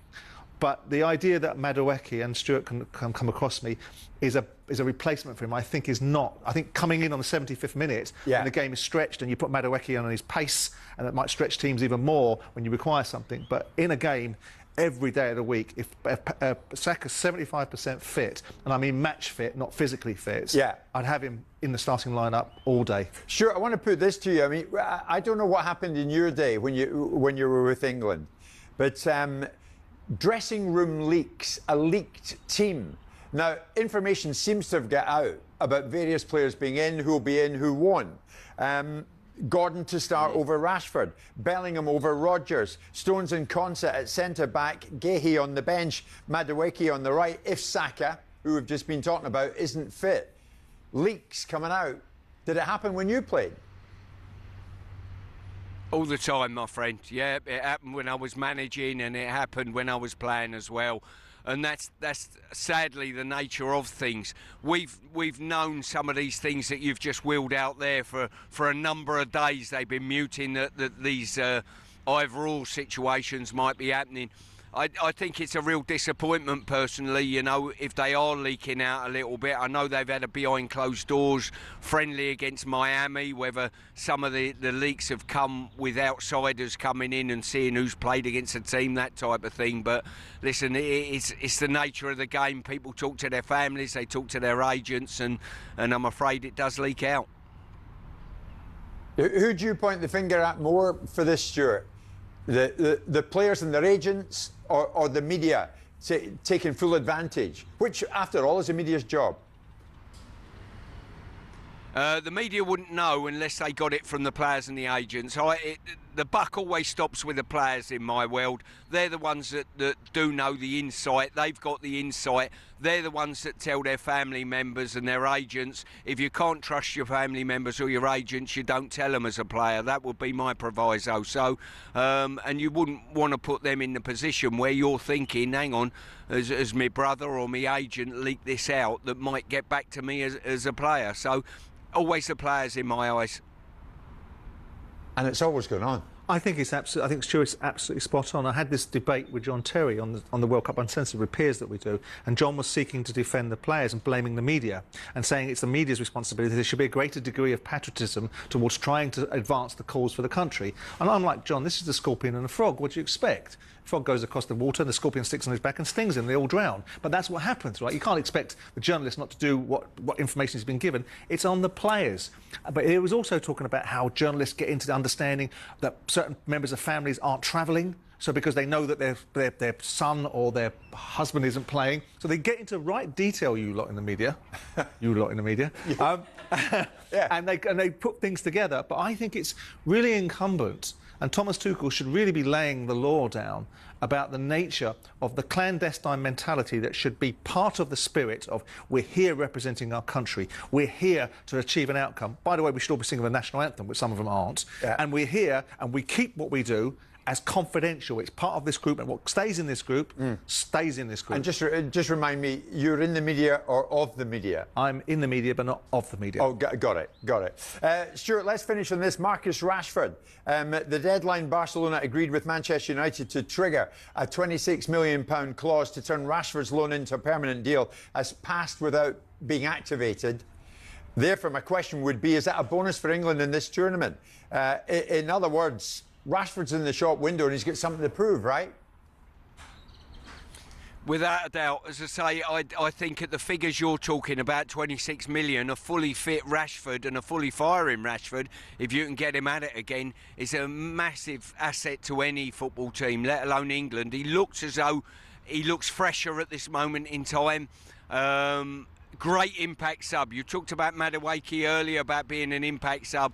If you don't start Rashford, he's as good as you're going to get at this World Cup, coming off the bench with that electric pace of his and the ability to score a goal. So, listen, I would snap him up at 26 million this day and age in world football, personally. Stuart, good to speak to you. Thanks for joining us. Rashford could be a danger to any opponent out here, I think. Could be. You know, how did he go in Qatar when he spent his entire time proving a point to get into the national side because the previous season he'd stank it out? I mean, I think Rashford is a player, definitely. I think there's always been this issue with Rashford being built up. But ask yourself a question. Barcelona are not broke, and they don't pick up the option. And a cut in today's football, £26 million for a significant player is nothing. Yeah. So why aren't they picking up the option? All right. Ask okay. yourself that question. Yeah, fair enough. England, Croatia, live on talkSPORT. And of course, that comes your way not tonight, but tomorrow night. Live on talkSPORT for that one. We're live on talkSPORT. You're listening to Jim White, Simon Jordan. For some reason, you're standing up now. I noticed you were sitting for most of the show, but you're now standing almost squaring up to I don't like looking into your chest. Oh, that's fine. That's no problem. We're live in partnership with Toolstation. Fast Track delivers to you from 30 minutes. First stop, Toolstation.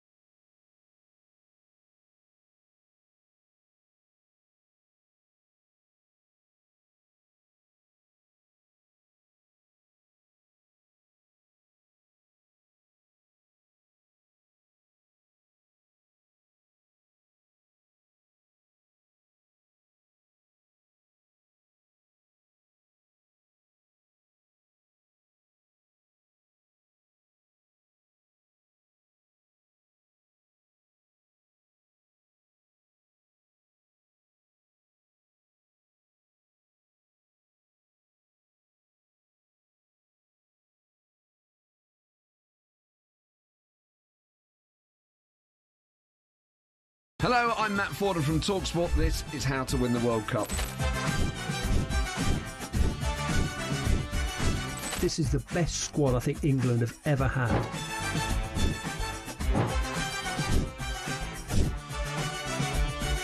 He used to love America, now he doesn't. It's very sad. It was so important to succeed because of all the pressure we received. Don't jump for this one, I'm going to knock his head off.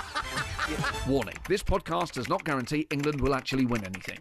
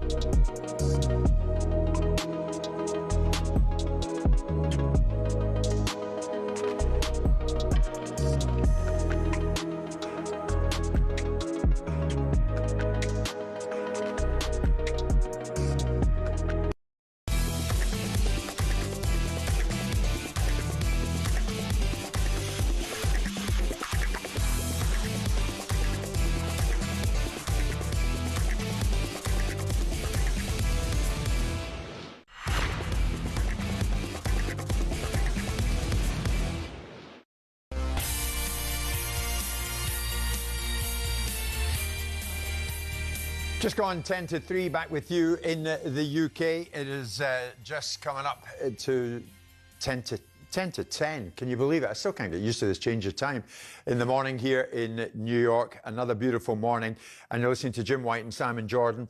We're live in partnership with Tool Station. Fast Track delivers to you from 30 minutes. First stop, Tool Station. Now, as I said, and I meant it, we're going to keep across events back in the UK while we are out at these World Cup finals here in the USA.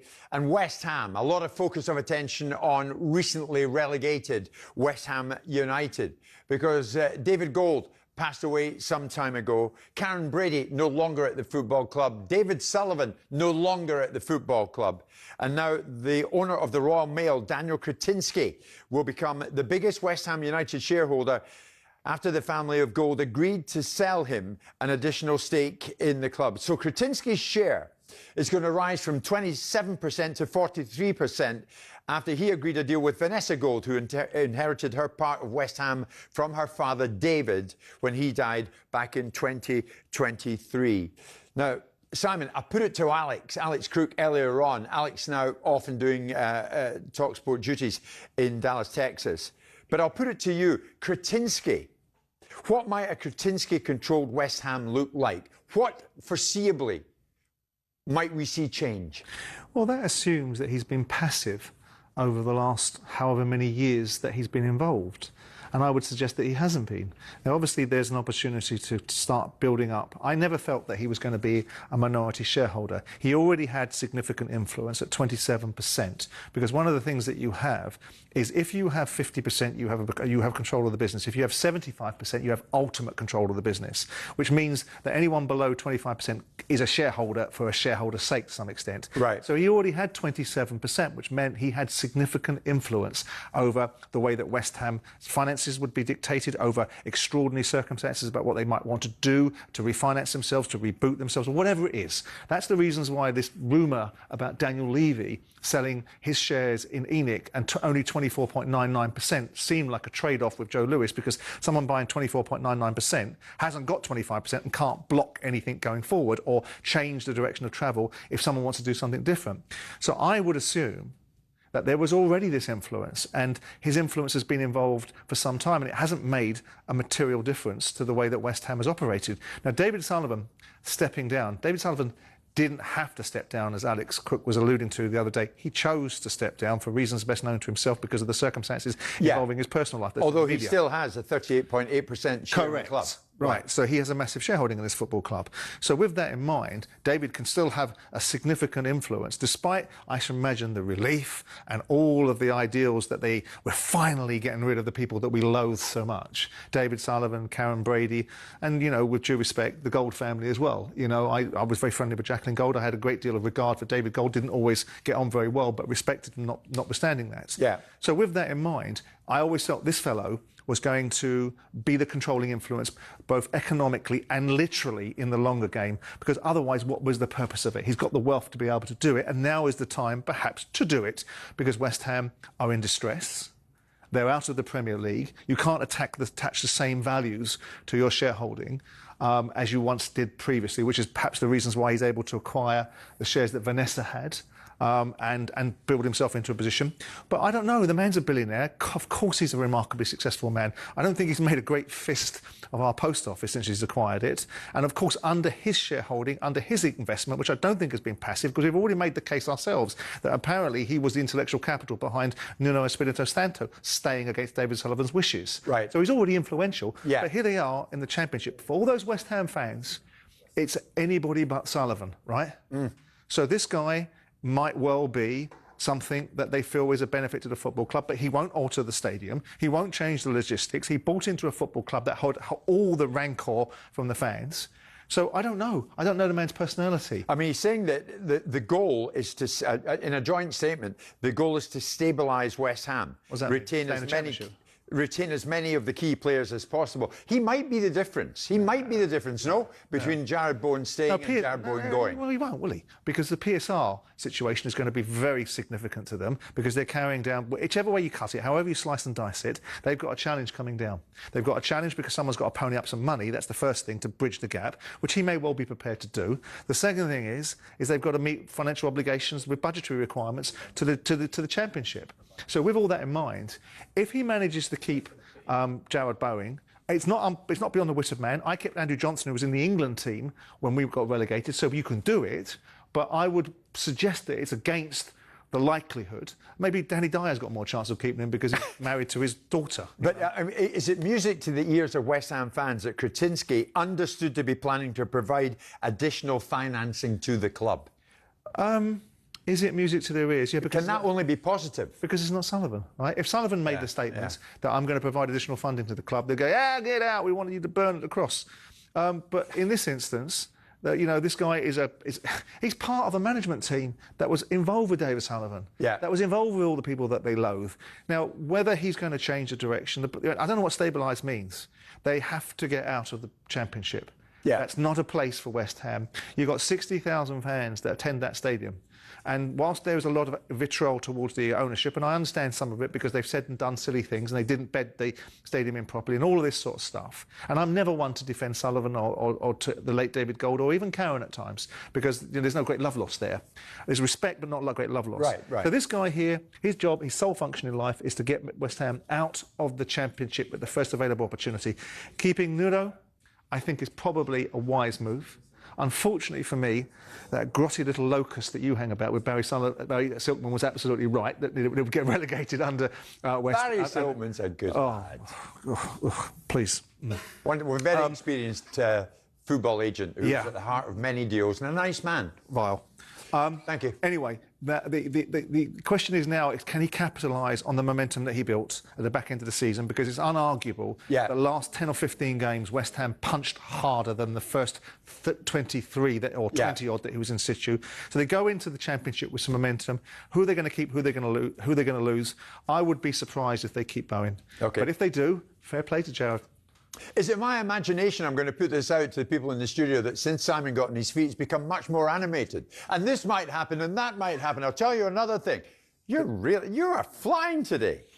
Yes, I'm trying to get a bit of energy into it because you sort of dragged me down to a level Not at all.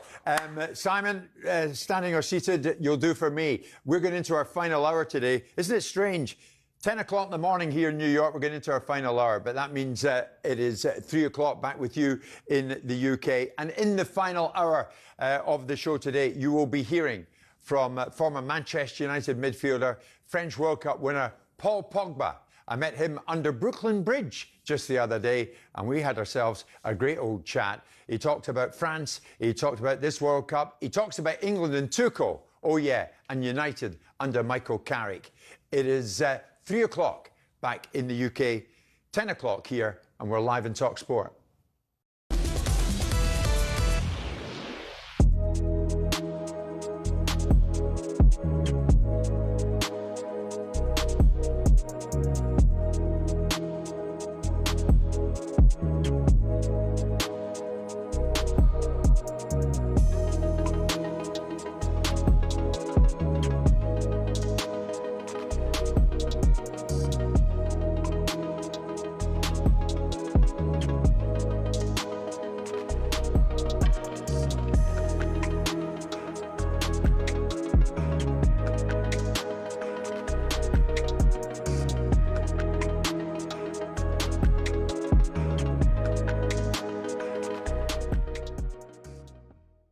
the big result yesterday came, of course, with Spain being held to a 0-0 draw against debutants Cape Verde. I don't know if you're aware of it. The Spanish captain Rodri criticised their defensive approach to the game. Rodri. He said, "This is what he said. He said that's how they play. They don't get past midfield. It's a matter of improving our finishing." I think it's arrogant. Tell me Don't why. expect Cape Verde to get the position of the ball and to create many occasions against Spain. Spain is one of the best teams in the world. So the way he said that, I think this is disrespectful for Cape Verde. And I think you should look at yourself in the mirror because you should have done better than that to win that game. You had some occasion to score, you didn't, and I think you have to put credit on the Cape Verde players because I think they defended like lions on the pitch. Let's not forget as well, Spain had 27 shots, 7 shots on target. Ferran Torres has got to score that one where he hits the bar.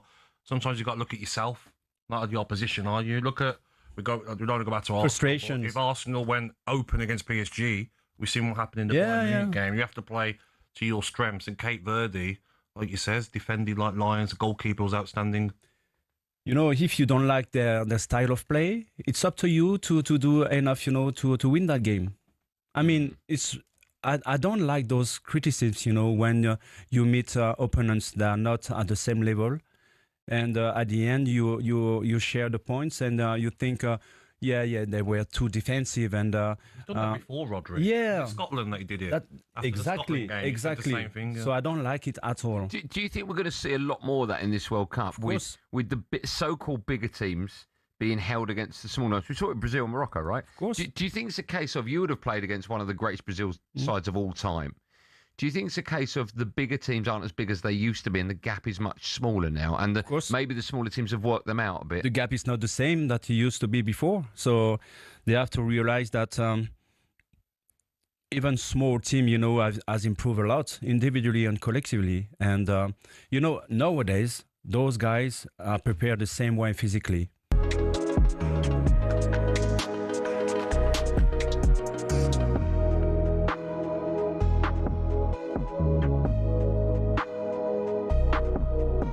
Talk Sport. The headlines at 3 minutes past 3. I'm Tom Clayton. Good afternoon. The World Cup dream for Tino Livramento is over. He's been forced to withdraw from the England squad over a calf injury. Trevor Chalobah has been called up as his replacement. Here's our chief football correspondent, Alex Krug. I think this was always a concern for Thomas Tuchel when it came not just to Livramento but potentially to Reece James, who I think was always going to start this first game against Croatia, and John Stones as well, who obviously hasn't played a lot of football for Manchester City. That's why he called up so many defenders, maybe to the detriment of other areas of the team. Meanwhile, we understand that all the Bellingham, Gordon and Stones will start tomorrow night, but Thomas Tuchel's still undecided over Bukayo Saka. Hear the match live here on talkSPORT tomorrow evening. Also, Harry Maguire's revealed he was told he was not in the England squad via a FaceTime call with Tuchel. Now to the Oval, where Joe Root refused to rule out a longer stint as the England captain. He says he's been taking it on a game-by-game basis. He was also asked if there's a drinking culture in the squad and says the team needs to take more accountability. It has been disappointing. There's been a few occasions as a team we've let ourselves down and we've let each other down, and we have to learn from those mistakes and make sure that we understand that we shouldn't be putting ourselves in those situations. Bruce also says Ben Stokes has the utmost respect of the dressing room. The second test against New Zealand starts tomorrow. A hearing's been taking place in Ottawa over Thomas Partey's entry to the country. The Ghanaian government filed an official review after he was denied entry to Canada over ongoing proceedings in the UK. And Serena and Venus Williams will play alongside each other at Wimbledon in the doubles this year. They've been handed a wild card to the main draw. Get more at talksport.com. talkSPORT News. Donald Trump says his framework to end the war with Iran clearly states the country will never have a nuclear weapon. And Wes Streeting says the PM should set out an exit plan if Andy Burnham returns to Westminster on Thursday. Emma has more in half an hour. talkSPORT weather with QuickFit. The season's changing, so get your car's shim pads and studs checked for spring with a free vehicle safety check. Book in centre or at quickfit.com today. Dry across the southeast with warm and sunny spells. Cloudier in the north and west with patchy rain and drizzle. More persistent rain moving into the southwest this afternoon. Hello.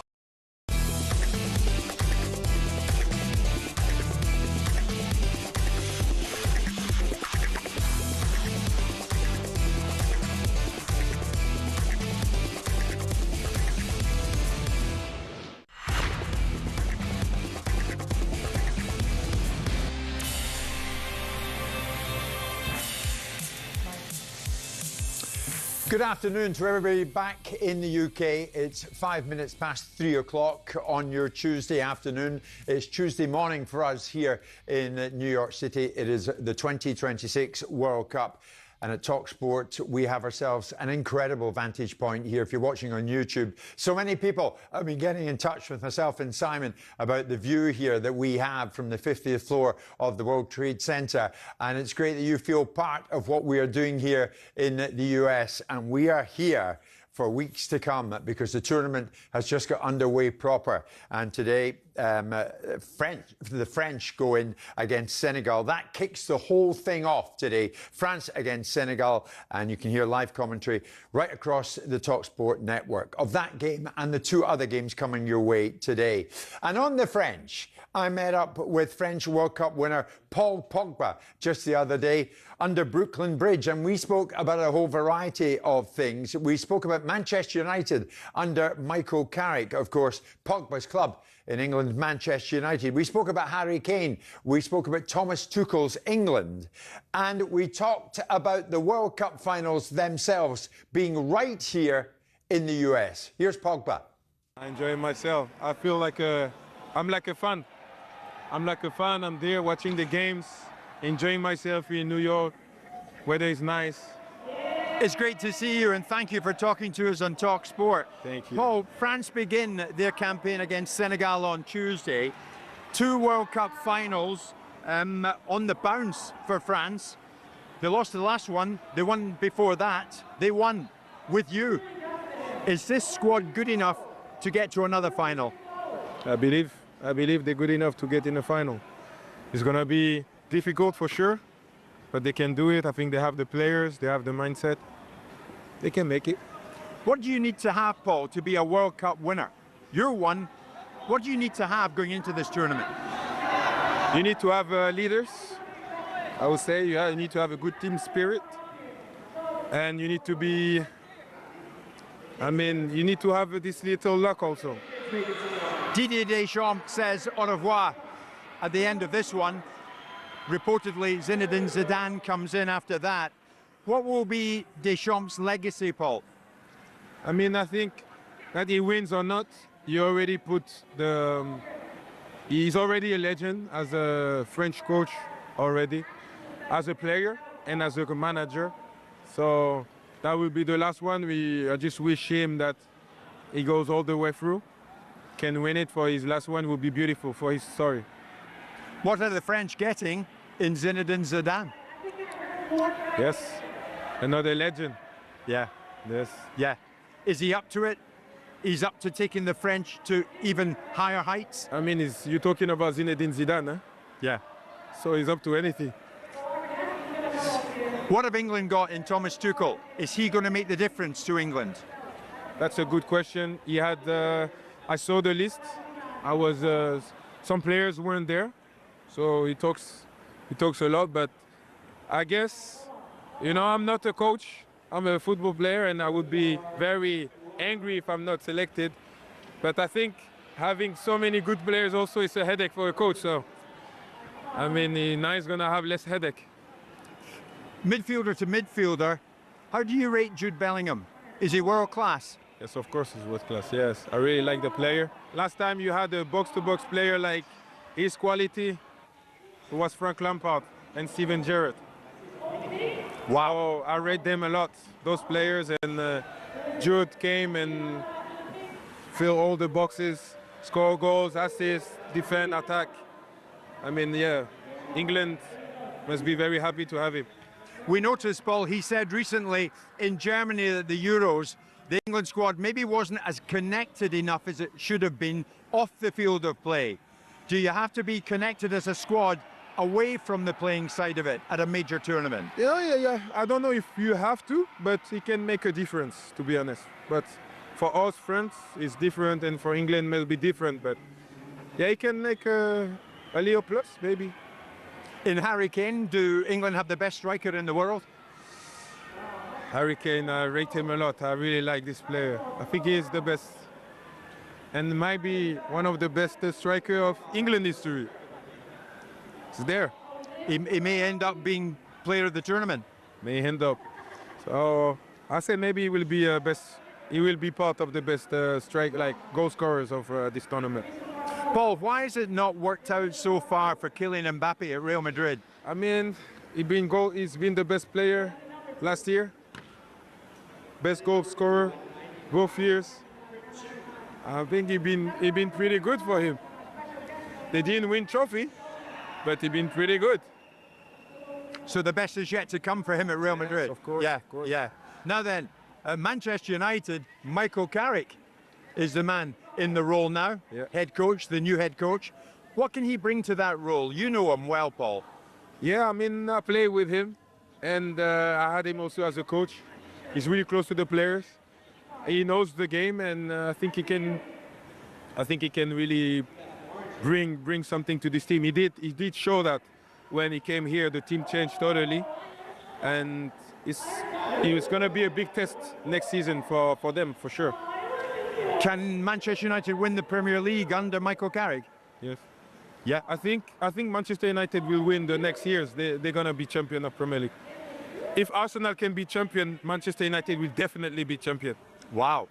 It's a big statement. It's a big statement. Yeah. No disrespect. But you're a big player and you can say these things. Yes. I believe they will. So how long? In the next 5 years. In the next 5 years, they're going to win. Manchester United under Carrick will win it in the next 5 years. Yes, I believe so. Maybe I'll go far next 5 years. I'll probably say next 3 years. Next 3 years. My opinion. Yeah. I think they can make it the next 3 years. Listen, where is Manchester United in your heart? I have a big history with Manchester United. They're always going to be in my heart, with the good, with the bads. And I mean, that was my first love club, that I had. So one final question from me. Are we going to see Paul Pogba in the Premier League again? Oh, maybe as something else than a player. For now, that's not the goal, and that's not going to happen. I don't think so. That was Paul Pogba speaking to me under Brooklyn Bridge just the other day, an Adidas event. Very amenable, Seemed like it. very approachable. Like a nice boy, yeah. He came over well, Simon. And then he qualified it, Manchester United under Carrick, to win the Premier League. No, not in the next 5 years, in the next 3 years. He brought it forward. He thinks Carrick and United will be a good match. I'm not sure about that. I mean, look, it remains to be seen. We about 5 years ago, I think it was, had an off-the-record briefing neither one of us asked for, actually, from Ed Woodward, about what was happening at Manchester United and how they'd win the Premier League in the next 5 years. Yeah. They didn't. They haven't improved. They're in the same situation they've been in for the last 12, 13 years. Carrick has done marvellously well to put himself in a situation where someone that was brought in simply to hold order has turned himself into the pivotal and primary opportunist in terms of being given the job. I like the way Paul came across because of the reputation of Paul Pogba precedes him in terms of people's perception in their mind's eye. I can't help but take away the feeling that it's a waste.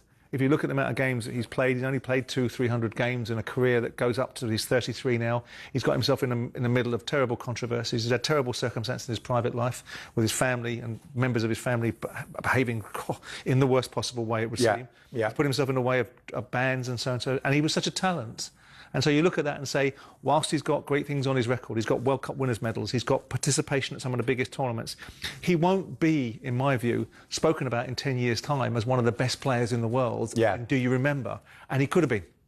But you know what? He hasn't led a bad life. He's going to, be still playing football in the French Ligue 1 for what that's worth. Yeah.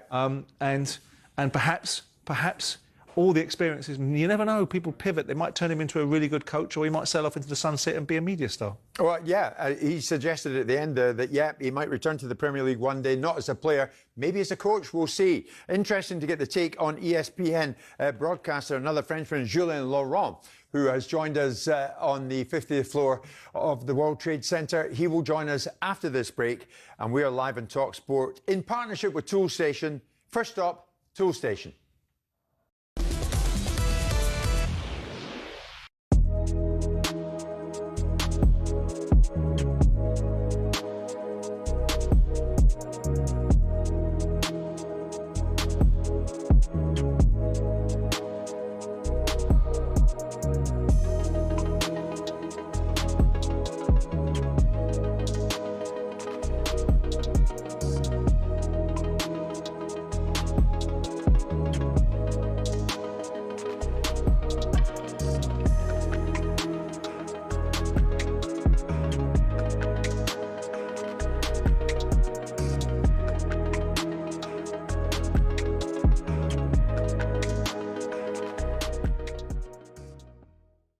have spoken about your battle in inverted commas with Bukayo Saka. Yeah.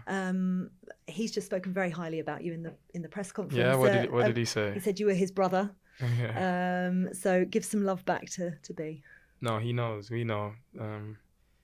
Everyone talks about rivalry and stuff, but if you see us, you wouldn't think that. Of course, we're competitors at heart for sure, and we play in the same position for club and country. So there's that natural competition, but it's not rivalry for sure. We know we're pulling in the same direction. We know we both have parts to play for club and for country. So whenever he's playing, I want him to do the best he can because he's an amazing player and it's going to help us win. And I'm sure he thinks the same. So that's really it. It seems to be a bit of a theme, actually. Thomas Tuchel has almost created he's been very clear in everybody's roles, 2 players for each position and then, elsewhere, and that you're close, the people that you're... What does that do and how does it help? Yeah, I think it's great, to be honest. And I feel like also we have such an amazing team where everybody knows how good they are. So it's like, it's not that you're going to be on the bench and you're rubbish. It's... It might be that opponent, that team suits one player better or someone's in form and, but like if you look at the last game, how the subs came on and won the game for us so easily, that's the strength and depth we have and it's gonna be crucial for this tournament. You impressed as well against Costa Rica. It was great seeing you back out there. Yeah. We've spoken previously about, wanting to score more goals. Yeah. Is that the main part of your game that you're working on, is being more clinical? Yeah, definitely I want to be more ruthless. I feel like to go to that level where I'm one of the best wingers in the world, I need to be. I need to score more, need to assist more. But besides that, I feel like I do so much for the team, irrespective of that. But yeah, definitely. As a winger, you want to score as much as possible. If I could score every game, I would. Is that the ambition then, be one of the best wingers in the world? Yeah, no, for sure.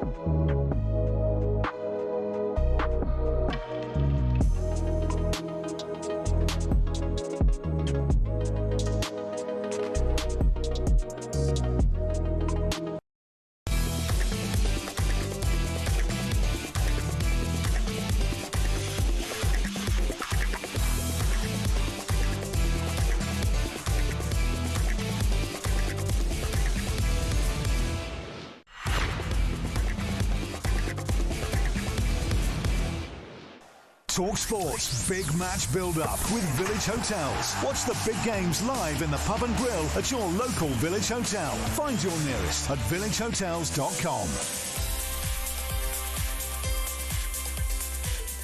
Yes, here in New York, time now for Big Match Build-Up with Village Hotels. And of course, at 8 o'clock, your time back in the UK. The French get their World Cup campaign off and running as they take on Senegal across the water from us here in New Jersey at the MetLife. Beautiful day here in New York City. We are coming up to 20 past 10 in the morning, 20 past 3 with you back home in the UK. And this is a cracker today, France against Senegal. And following Paul Pogba, we'll continue with our French theme. I'm delighted to welcome to our studio, our home here in New York, ESPN broadcaster Julien Laurent. Hello, boss. Merci bien. Merci. This is an amazing place that you have found here. What do you make? Really What do you make of it? Isn't it? It's great. It's at your level, I would say, you too. So, you know, I didn't expect less than that. I mean, coming from you. Julien, thank you very much indeed. We are thrilled that you have stopped by. Paul Pogba Simon was quite taken by, I'm not putting words in your mouth, but you were quite taken by the way he handled himself there in that chat with me. He's mature. He's a wiser boy now, isn't he? He's 33 years of age. He's not, he's still adorned in jewellery and all that sort of stuff, but notwithstanding that, as a man, he's grown into himself. He's had some very striking experiences, some of his own making, which I'm sure Julian would allude to himself. Yes, well, this is it. Some of others. I mean, how do you view Pogba's career? I mean, incredible talent. I remember again seeing him at 16. He was the captain of the France under-16 team, and he was just so much better than anybody else. Not just at that age group, but probably the year above and the year above and the year above. He was incredible. And then you think, I agree with Sai when he said in 10 years' time, how would we look at his legacy and in what he did in the game. And yes, they had that World Cup, and he was outstanding in Russia over the 7 games.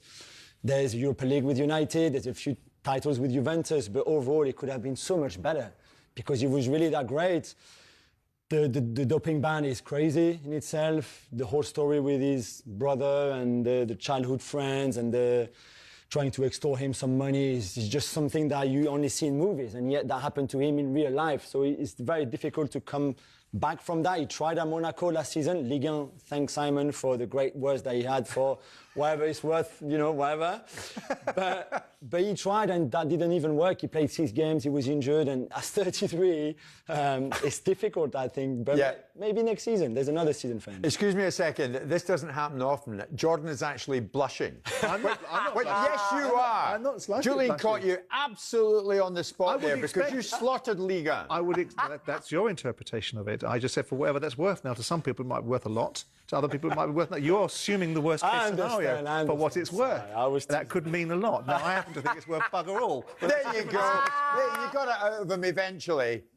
Julian, well done. You put him right in the spot there. The French, everyone's hot favourites, it seems, out here. If it's not going to be Spain, it's going to be France. Is that the way you look at it? Are you too close to it? Your heart says France, obviously. Yeah, sure. The problem is when so many people think that you've won it already pretty much, when I think a lot of the players within that camp think that they've won it already too, when Deschamps feels the need to say, hang on, I don't like all this positivity, this is too much, like, we can't take anything for granted, people see us in the final already and lifting that trophy, I think he knows that this is maybe not the way these competitions should start for France. So, like Conte said yesterday in his press conference, the biggest enemy is ourselves, really, when it comes to us, because we are so arrogant, we take things for granted. It's true, so much, especially with so many Parisians in this squad. But I think if they are a bit more wary about that, I think they've got all the talent in the world, they've got everything really for them to go for. It's a good point, is that overconfidence might be their downfall. Well, is there such a thing? I mean, there's taking teams lightly. I agree. I find the balance between, you've got to believe in yourself. I mean, can you walk around, Zlatan Ibrahimovic walks around as if he's solved the cure for cancer in everything he says and everything he does. So I think it's really important to believe yourself. But I think this is a fascinating group. There's an argument to say this is the best group of the qualifying groups in terms of the World Cup as we sit right now. You've got Norway that, despite our image of Norway in the past, they are not minnows anymore. No. So they're a proper side. You've got Senegal that are a proper side, and you've got the French. So I would suggest that this is one of the most difficult groups and one of the most competitive groups. And I think it's going to be a brilliant game because the Senegalese, whilst they'll be aware, and there's obviously links between Senegal and French because of the history of those countries, but notwithstanding it, I look at it and think, this is a fiercely competitive game. The Senegalese won't be frightened of the French, and you'll get an open game. You won't get what Cape Verde did to the Spanish. Yeah, sure. You'll get the Senegalese thinking, we can land some blows on this French side and get them early. Yeah. So it'd be a good game, I think. Simon's right. There is this close association, Julian, with the French and the Senegalese. I remember years ago for Sky going with Patrick Vieira to Senegal, and we did a documentary on him opening his own soccer academy on there because born in Senegal, played for France, he wanted to give something back to Senegal. So there's a close relationship there. Could Senegal beat the French later today over here? Like, remember 2002, that World Cup over there, when we were the European champion, the World Cup champions, and then we go into that opening game, and they beat us 1-0 with that great El Hadji Diouf generation. Papa Bouba Diop, who's not with us anymore, unfortunately, but scored that winning goal, and then it all unraveled for France from then, and it was one of the worst World Cups we've ever had, so I think it's possible. You're right, the ties between the two countries, politically, socially, historically, are huge. There's a massive community of Senegalese people in France or from Senegalese descent. Even in this Senegal team, I think 10 of them were born in France, half of them in Paris. So there's a very strong team, and same on the other side. So it would be a really nice atmosphere for that, because there's no hatred between the two countries at all or anything like that. But I think there's a lot of respect. There's also, I think, the French realizing how good the Senegal team is. Probably the best in Africa over the last 10 years. I know Morocco have done really well in the last 4 years, but over 10 years, this Sadio Mane generation has been the best team in Africa. I mean, it's often an overused term, Julian, but golden generations. Is this French squad one of those? I think so. I think Paul told me the other day, I saw him as well, a bit after you, said for him this is better even than the generation of 2018, that squad. Mbappe said it the other day, that is better than the one in 2022 that almost won and lost on penalties. What about the one that won in 98? It's I think different. The one in 98 was certainly older, at a time where football was very different. Yeah. This has more youth to it, more energy to it. When you look at the talent of Olise and Cherki and Doué and Mbappe, Dembele, Barcola, I don't think 98 had an attack as strong as that. Don't forget the Guivarch and Dugarry and those kind of guys. So I think this team is probably, this squad as a whole is probably better and stronger. But then you still have to find the right combination and for everybody to click. And for example, I'm not sure the front four that will play today, that Deschamps will pick, with Doué on the left, Mbappe and Dembele central and Olise on the right. I'm not sure if that's really the best front four he can put. So if you were to pinpoint a weakness in the French, where is it? What is it? So I think collectively, for them to click, especially that front four, would be interesting to watch today, for example. I think maybe the two fullbacks, Theo Hernandez, who plays now in Saudi Arabia, and Jules Koundé didn't really have a great season with Barcelona, are probably the two that you could look at and think, okay, that maybe there's a weakness there, because the rest, Upamecano, Saliba, have been two of the best centre-backs in Europe this season. Rabiot, Tchouameni is solid for what Deschamps wants them to do, brings balance, that's enough. And that front four, like I said, if they click, is just outstanding. You and I are going to head out to the game later on, Julian. Stay with us to the top of the hour. Now, remember, you can watch the games live in the pub and grill at your local Village Hotel. Find your nearest at villagehotels.com for a chance to win a Village Hotel VIP experience for the World Cup final here in the US at a Village Hotel near you. Head to talksport.com/competitions. talkSPORT Big Match Build-Up with Village Hotels. Watch the big games live in the pub and grill at your local Village Hotel. Find your nearest at villagehotels.com.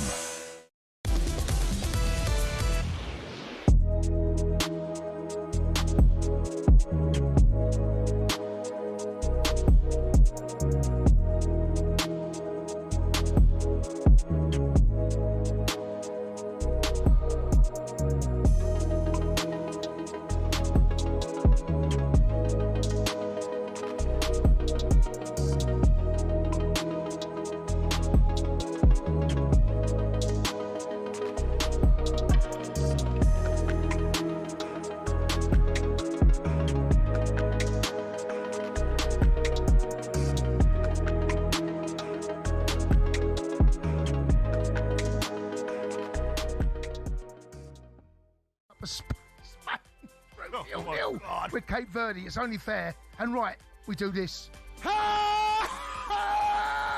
¿Alguien ha visto a España? Paella. ¿Puedes oírme, paella? Siempre eres tú. Menuda paliza. Ni cucaracha. Estrella. Chorizo. Chorizo. ¿Puedes oírme, chorizo? Siempre eres tú.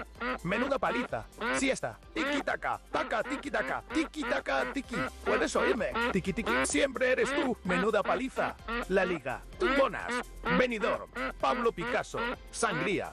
Islas Canarias, Santiago Bernabéu, Rafael Nadal, Málaga, Penélope Cruz, El Clásico, ¿puedes oírme? El Clásico, ¿puedes oírme? España, siempre eres tú, menuda humildad. Oh, mate. That's hard work, that, mate. I didn't know you could. That's hard work, that. I didn't know you could. Mate, took a lot of effort. I didn't know. No, me. I didn't know you had that in the locker. Me neither. Unbelievable game that we saw. Spain, the European champions, would take on Cape Verde. In a game where I thought Cape Verde absolutely deserved a point out of that. And you know what football's like? I see 5 minutes come up of extra time at the end of the game. I'm like, this football's such a cruel sport that you don't always get what you deserve, but they absolutely got what they deserved. And had Spain somehow nicked, they'd headed towards the end. Had they somehow nicked a goal That would have been one of the biggest travesties I can think of. Listen, I was watching the game, and I was looking at it, I was thinking, damn, I couldn't see a way, because you know what it is? It's the low block that you can't unlock it. We're told Anthony Gordon will get the nod for England over Marcus Rashford tomorrow, while Bellingham and Stones are in the 11 to face Croatia. But we understand Thomas Tuchel's still not sure if Saka will start as he returns from injury. His Arsenal teammate Noni Madueke could play on the right instead. I don't really focus on those type of things, whether I'm starting or whether I'm coming on. I feel like that's wasted energy. I just try and make sure I'm in my right mind frame to affect the game. Meanwhile, Iran's turbulent start to the World Cup continues. Their manager claims the team has been forced to return to Mexico before having time to recover from their draw with New Zealand. Here is Iran striker Mehdi Taremi. It doesn't have any communication with the FIFA and for the players. Our analyzer, for example, have to come here doing the job of the media. Everything is like disaster. Iran are only allowed into the States on match days as their country's war with the US and Israel continues. Elsewhere, the Professional Football Referees Association have backed the Australian VAR over this hand gesture controversy. Sean Evans says he made the upside-down OK sign as an involuntary twitch before Germany versus Curaçao. There were concerns because of the gesture's association with far-right groups. And both Serena and Venus Williams have been handed wildcards to play doubles at Wimbledon. There is plenty more at talksport.com.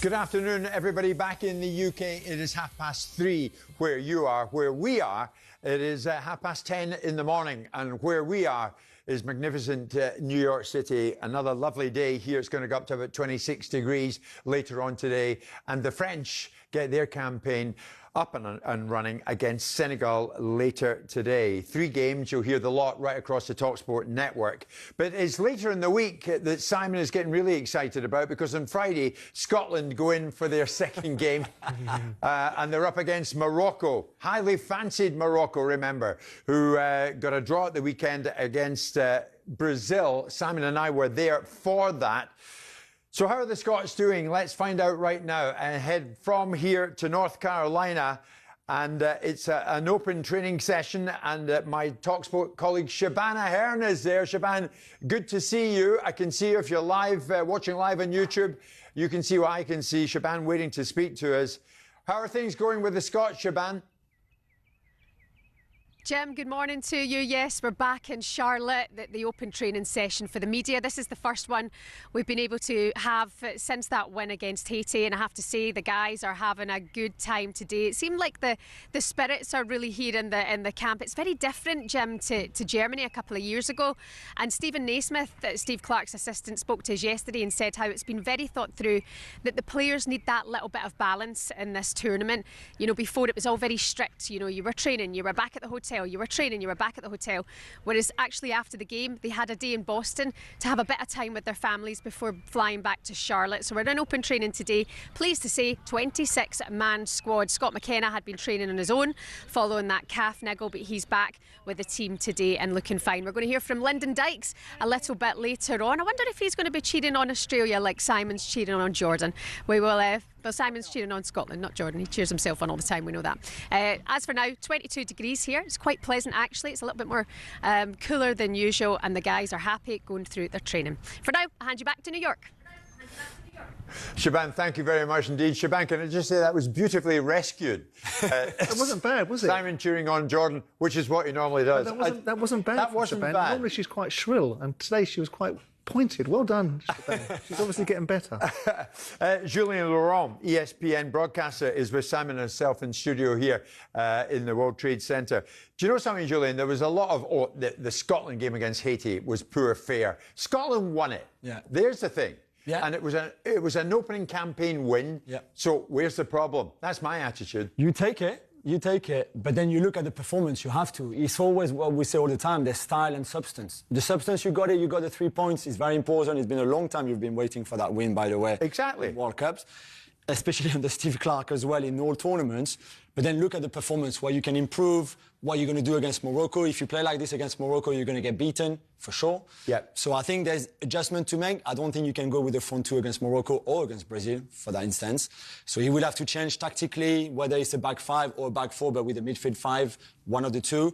Don't play too deep either. So there's a lot of things, but at least you've got that positivity. And I find it interesting that Steve Clarke has opened the camp a bit more. Deschamps would never do that. Deschamps is even wondering right now if the French players, or when they could see the family just once in the next 2.5 weeks. Yeah. So every team, every head coach is very different on how they deal with that bubble and the squad and everything.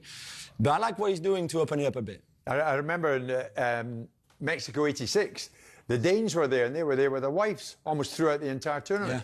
It's just different strokes for different folks. At this scale of the French team, with respect to the French team, they've got superstars that will garner and gain world interest on everything they do. So there's a different dynamic. There's an expectation that France are going to win the World Cup. Michael Laudrup was a superstar. I understand that, but the world is... Oh, come on now. This is a whole different ballgame. Yeah, I get it. And I'm not being disrespectful to Laudrup, but I'm talking about the scale of the world's interest in this tournament and social media and all that goes with it. Yeah. So with due respect, most people don't know the Scottish players' names. Thanks very much. Jim still lives in the including 80s. the coach. Yes, well, I was there in Mexico '86, and I'm very old as a result. He was in Uruguay in the first tournament.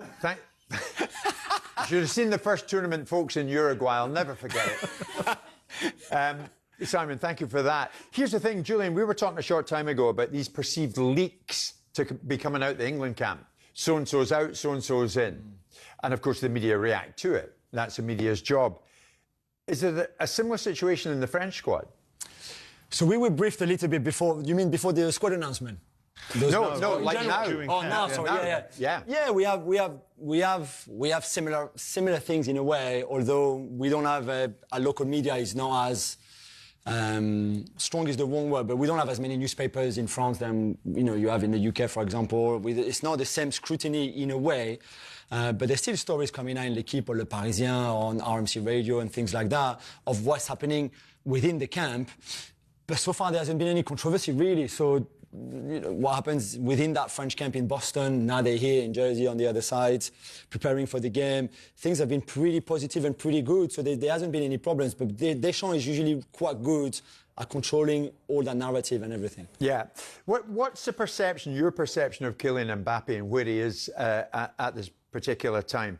What we do know is he speaks a number of different languages and he copes brilliantly with that. Seems to speak English in an American accent for some strange reason.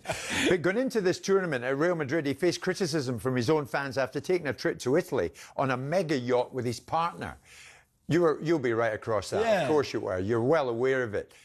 What's the perception of Mbappe in France? He says he's not well liked. No, he said the other day he had this great line. We asked him... He was asked by Le Parisien, after your career, would you go into politics? Would you want to be the president of the country? And he said, well, I'm already hated enough, back home to try to add to that by becoming the president. I think and Sai was right, here he's the big star. Here, he can't go out in Boston, for example, otherwise there would be riot.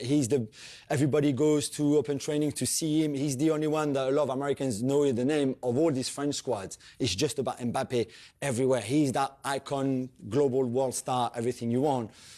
But back home, I think there are people who want more from him, defensively, especially on the pitch, and he talked about that yesterday. He said, yeah, no, I need to do more defensively. I will do it in this World Cup. He's the France captain, but there's people who find him a bit overconfident to go back to the challenge. Is it a legacy of the battle between him and PSG? Maybe a bit of that. Also pervades people's perception of him in terms of the fact that he was seen to be someone that might have been divisive, didn't deliver the outcomes that Paris might have anticipated, and there was an unsightly battle between him and Nasser over large amounts of money, right? Yeah, and I think what's hurt him and his image in France is the fact that he leaves and then they win back-to-back Champions League. Exactly. And that was the worst that could have happened to his own image and his own kind of likability back home. How is Mbappe going to gel with Jose Mourinho? So that is going to be incredible. It really is, because there's this World Cup and he's really focused on this World Cup. There's a lot of record that he can break. So he's 1 goal away from Giroud's record of France all-time goal scorer, which he should break in this tournament. Yeah. He's only 4 away from Klose's record of all-time top goal scorer in the whole World Cups. He's 1 away from Just Fontaine of France all-time top goal scorer in World Cups as well. So there's a lot of that. So he's focused on that. And then there'll be Mourinho. And what kind of Mourinho will we get? The kind of super disciplinarian, the kind of knows that he needs Kylian. He's scored 86 goals in the last 2 seasons for Real Madrid. You know, so he needs him. He needs him and he needs his goal. But he needs the right attitude from him as well as a leader.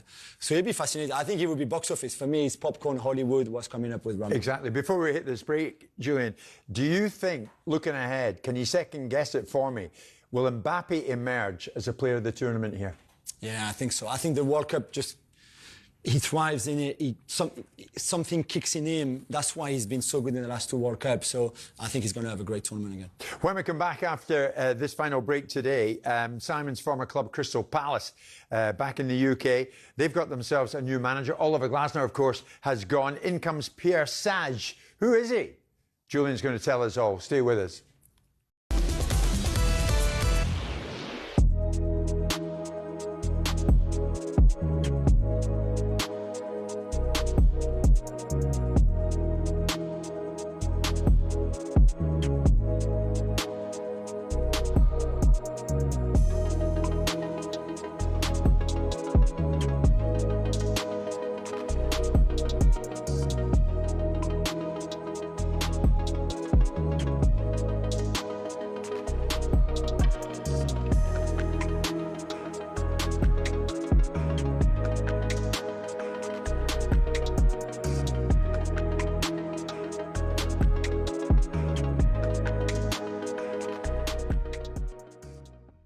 Another question that I constantly get asked is, what is the difference between Thomas Tuchel and Gareth Southgate?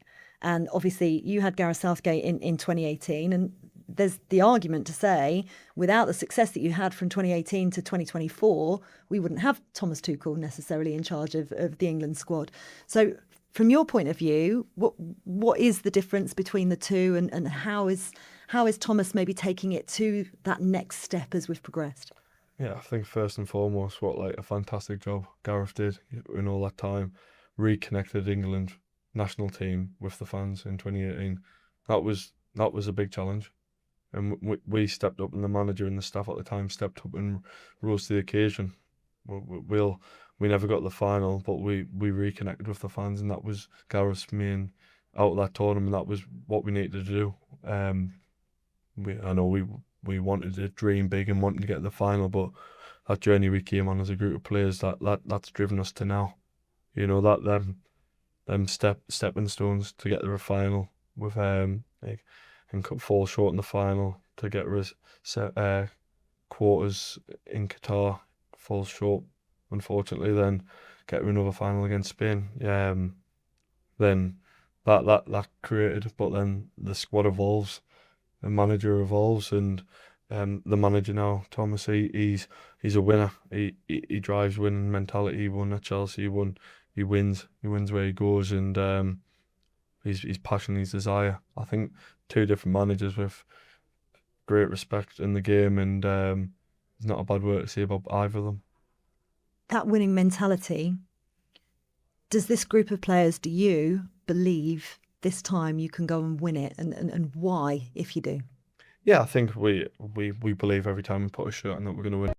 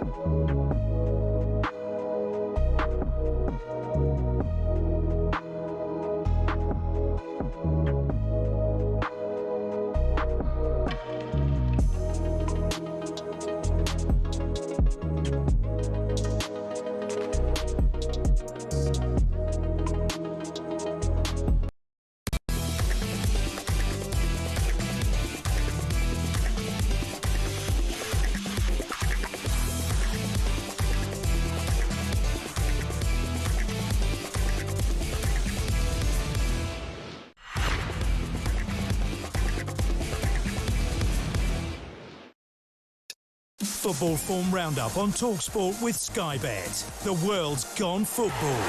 Get in on it with Sky Bet. 18+, gambleaware.org.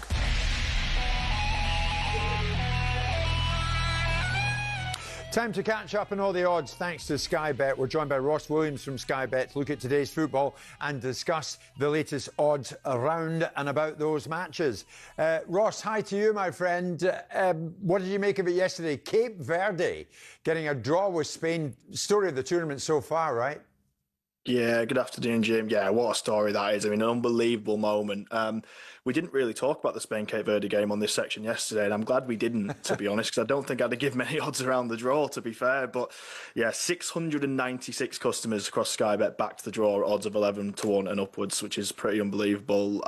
Yeah, they're evens to qualify from Group H now, Cape Verde. I think it's fair to say they picked up a fair few fans as a result of yesterday. 1,500-1 to win the World Cup if you're into that kind of thing as well. And one of 4 draws yesterday, Ross. Did anyone have that? Surprisingly, yes. Surprisingly, they did. 14 customers backed all 4 draws. The best odds one customer received, 994-1 on those yesterday. A remarkable bet. I'm pretty sure they had a good morning when those results came in. OK, Julian Laurent's in studio with us. His France got underway today against Senegal. Are they still tournament favourites? They are. The French and the Spanish have been neck and neck, to be honest, in the odds until yesterday, to be fair. I think a little bit of the confidence has gone from Spain. They went out to 11-2 earlier, 5-1 now, so I think it's coming back a little bit. It is just the first game of the tournament, of course. But yeah, the French, they are clear favourites. They are 4-1 clear favourites for the first time in a little while. And obviously, they get the tournament off to a start later on. They're 4-9 to get the win against the Senegalese later on. And Ross, finally, you've got a super boost for us. What's that? Yeah, we're going Erling Haaland. Finally, he makes his World Cup nod. He was 1-2 to get on the score sheet against Iraq. We're going to boost him. We're going to super boost Erling Haaland to evens to score later on against Iraq. He's got 55 in 50 for Norway. The numbers speak for themselves. So Erling Haaland, our super boost this evening. Ross, thank you very much indeed. That was a look at the latest odds thanks to Sky Bet. 18+, gambleaware.org. Football Form Roundup on talkSPORT with Sky Bet. Download the Sky Bet app and get in on it with Sky Bet. 18+, gambleaware.org. I mentioned there that ESPN broadcaster Julian Laurent is with us. He is still here before he and I hot-foot it over to France against Senegal here in New York.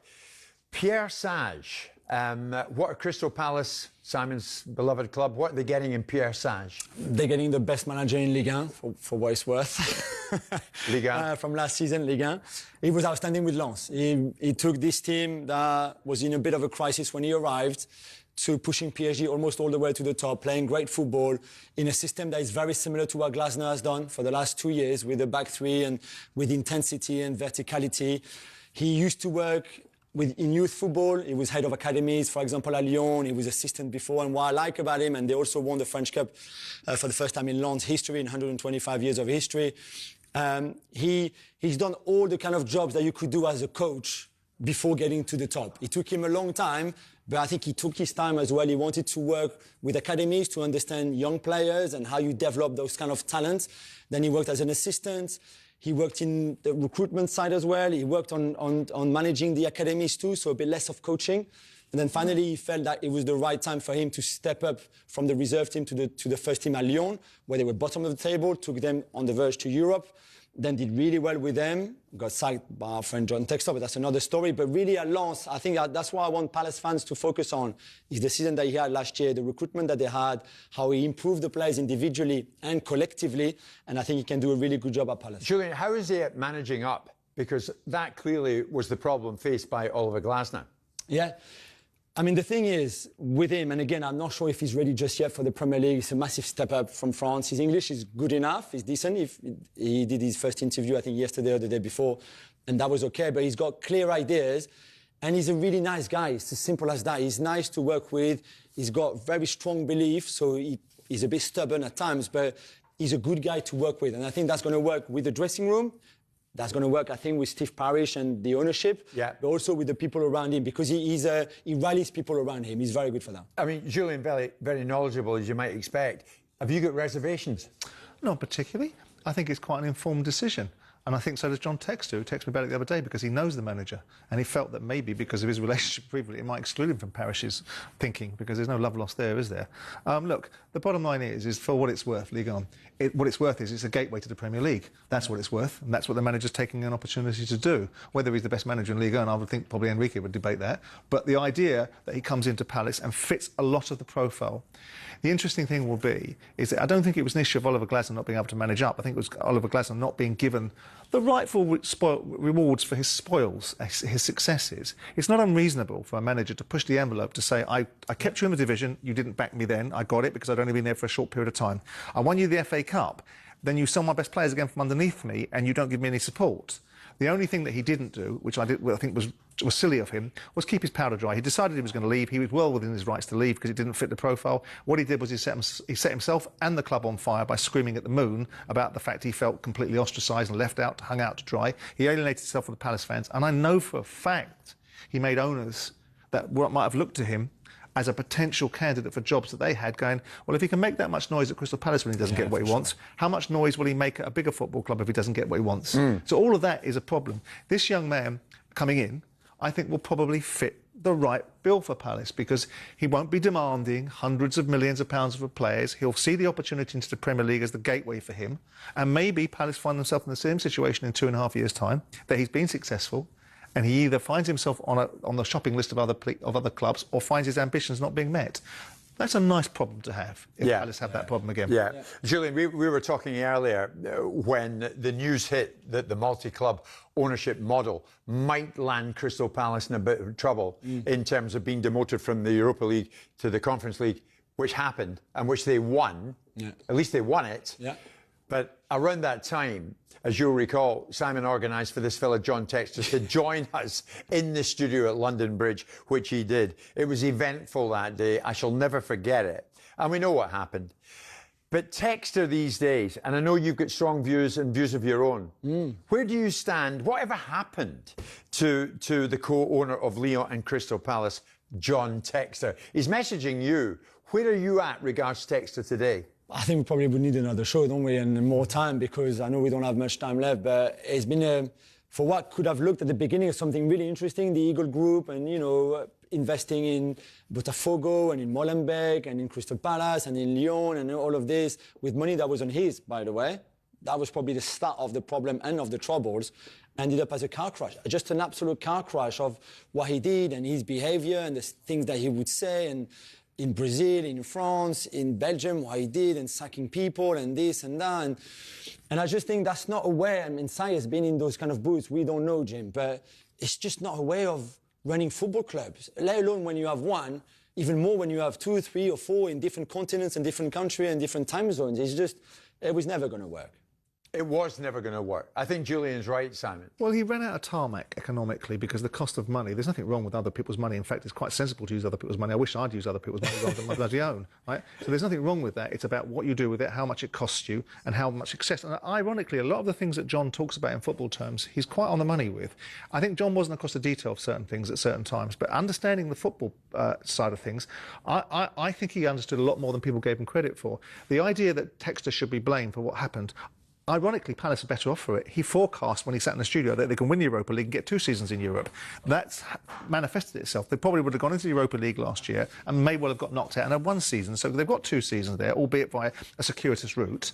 And you look at the landscape and you say, well, they took his money, the 90-odd million quid, that got them out of the cart in a particular situation. They didn't do the administration behind it properly, so it was on Palace. I know Parish and I have our own history, and I applaud and support the achievements that they've had, because they've been remarkable, irrespective of what I think. I know, but Simon, I remember at the time when they get demoted to the Europa Conference League, you said, well, they should win that. They did. The players deserve the credit here, because they get taken out of that tournament and put into that one because of the multi-club ownership issue. They all deserve the credit. And they won it. Irrespective of whether they dropped the ball. And there's not much wrong that Parish has got over the years. You know, and that takes a great deal for me to say, right? It's not much he's got wrong. And the fact that they're in a situation where they've been in the Premier League for 13 years, they've won the FA Cup, they've won the Europa League, however you drop, you're not allowed to drop the ball once. Every other bugger does it. Managers do it, players do it, agents do it, media do it. So Parish can drop the ball once. And as it happens, because that guy could fall into a bag of whatever and come out smelling of roses,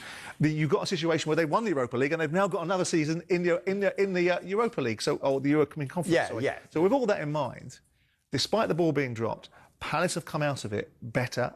Ironically, they've lost their manager, which I think is a tragedy because he's a very good manager despite his childish outburst. And Palace will go on, and Mateta may well leave, and we'll see if that happens because he keeps on failing medicals. Yeah. But, you know, this guy coming in, I think, is a very sensible and considered choice. And well Julian, done. before we say au revoir, give me a scoreline today, France-Senegal. I think it'd be tight. I think the two teams are not far from each other for a first game in a tournament. And I'd say France will edge it, but just about 1-0 or 2-1. OK, it's coming up to 4 o'clock back in the UK. That one is live on talkSPORT. 8 o'clock your time tonight in the UK. The French get their World Cup campaign off and running. They take on Senegal across the water in New Jersey at the MetLife. Julian and I are heading off there now. Julian, thank you so much. Merci bien. Thank you. Always, brilliant. Simon, I will be seeing you no doubt later on today, and then we'll be back tomorrow on air here in New York City. Hope you enjoyed it. We're live on talkSPORT from the USA of A here in New York. Enjoy the rest of your day. Enjoy the football.